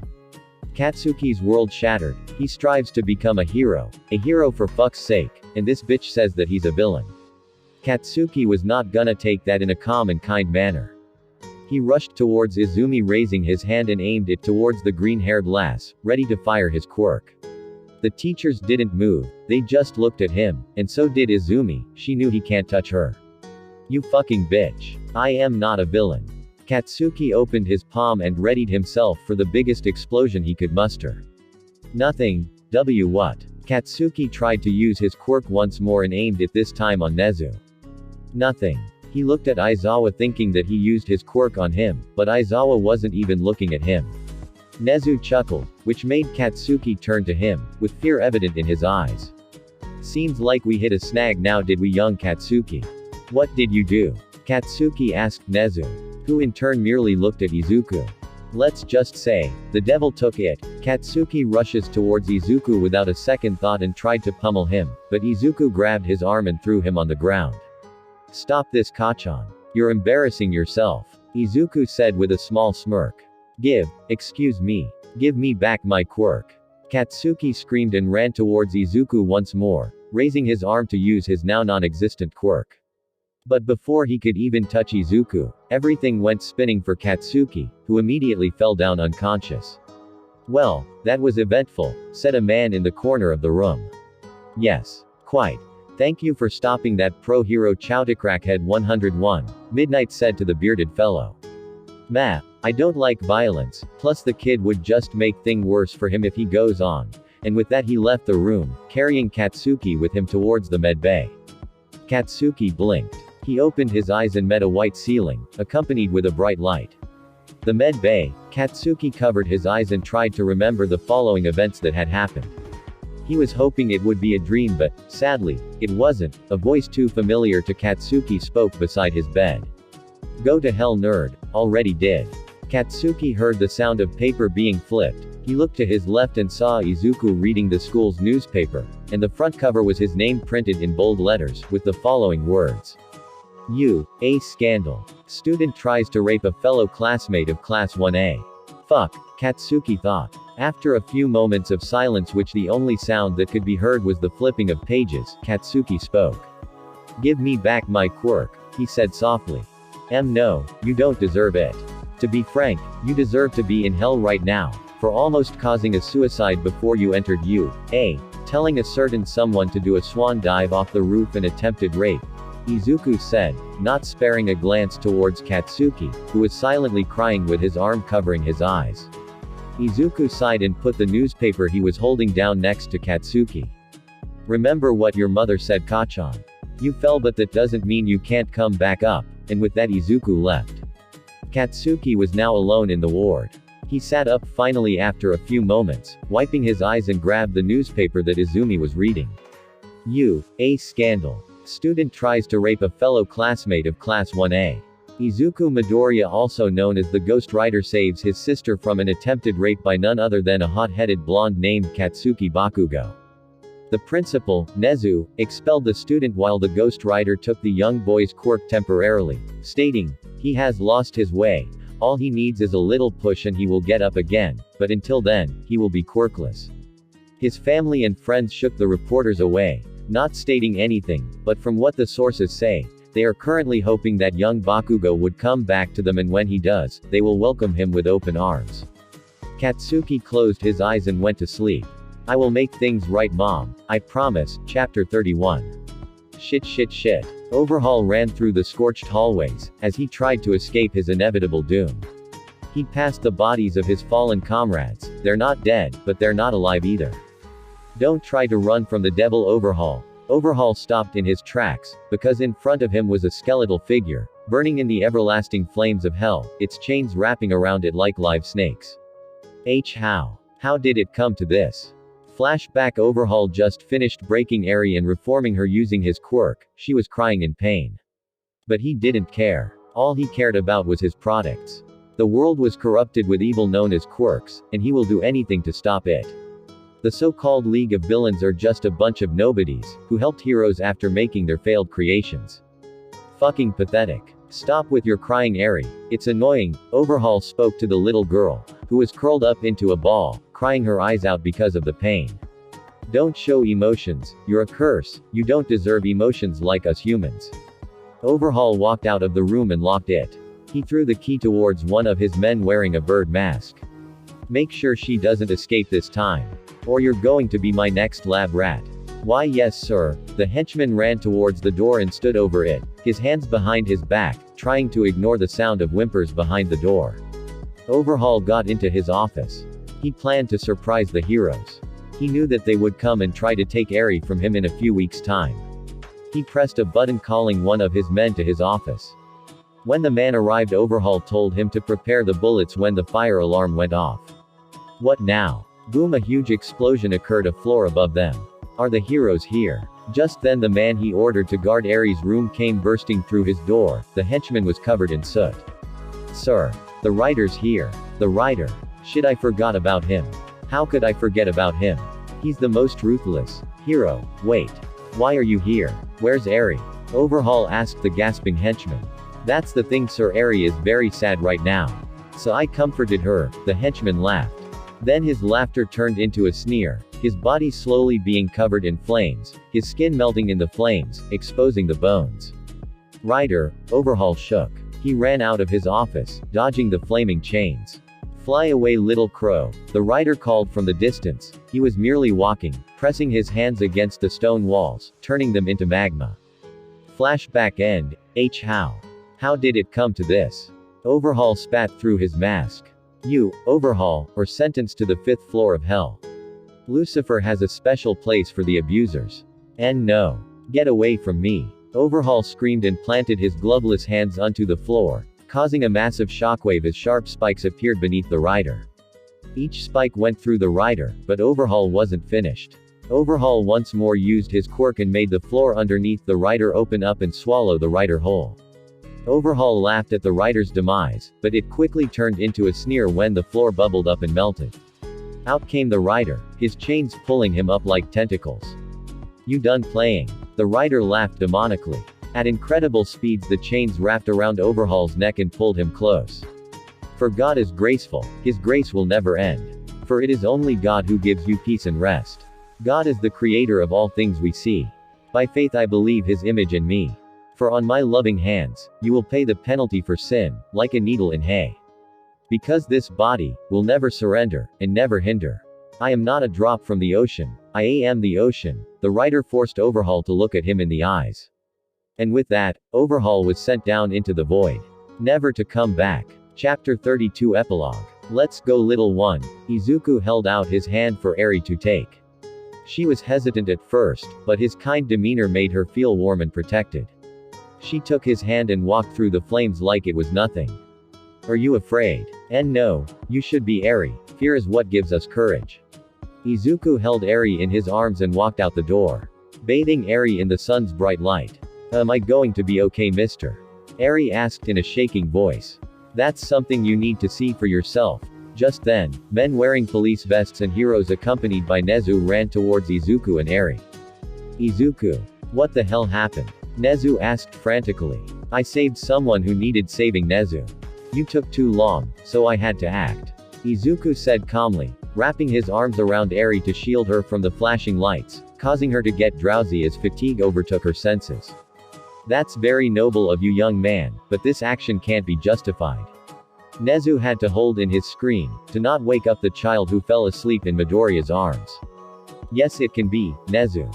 After all, you exist in the council. Izuku left without another word, leaving an amused Nezu in his wake. Break. Hello sis, Izuku.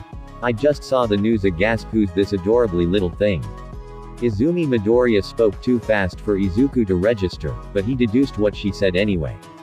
Her name's Eri. I want you to take care of her while I do some work. Izuku handed the sleeping Eri towards his sister, who immediately cuddled with the small child. Izuku chuckled at his sister's actions. He proceeded to go through his nightly duties. When an hour into his work, he felt a presence he knew he had to meet. Shadow Knight. Izuku turned around, to meet a man in black armor. Good to see you again, young Izuku. The man called Shadow Knight walked to the flaming skeleton and shook hands with him, the flames licking his armor. How long has it been since the last time I saw you? 5 years. Izuku asked his masked friend. Yep. I still remember the time when you got scared seeing me coming out of the shadows. Shadow Knight laughed at the past Izuku.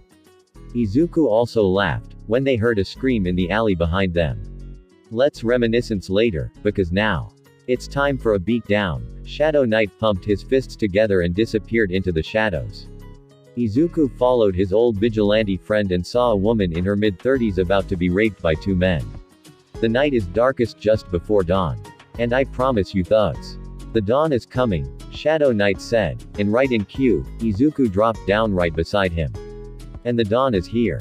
The thugs tried to run, but were immediately chained down by both Shadow and Flame. Ah. Wait, please. One of the thugs pleaded. But Shadow Knight knocked him out. Izuku was about to use his penance stare when Shadow Knight stopped him. Let's make the police take care of them. Why? Because even the worst person can become good, if they just try. Izuku chuckled. I see that a certain skeleton dug deep in your brain, huh? Shadow Knight laughed and said goodbye to Izuku. Break. Knock knock. Sis, I'm here for Eri, Izuku called through the door. His sister Izumi reluctantly opened the door and handed Eri to Izuku. Thanks sis. Now Eri, would you like to meet your new family? Izuku asked the little girl. Family? Eri asked nervously. Yes, family. Izuku held Ari's hand and walked towards a restaurant where Abara was waiting. Abara. Izuku. You scared me, don't pop out like that. Abara cut of mid-sentence, when she immediately dashed forwards and hugged Eri. So cute. Abara squealed. I must admit, you're scaring me. I've never seen this side of you, Izuku said, causing Eri to laugh. Abara, this is Eri. Eri, this is Abara, your new mother. At those words, Abara.x crashed. Eri on the other hand hugged her new mother. Then who's my papa? Eri asked. Izuku. Abara immediately spoke, causing her to blush profusely. Izuku just laughed. You're my new papa? Eri asked Izuku, who just nodded. But there are some things that you must know, Eri. Izuku kneeled down. That even on the darkest time, there's always a shimmer of hope. Let it be an angel of the devil. Either way, both parties will do you good, as long as your heart is in the right place. Thank you for listening. I hope you guys liked it.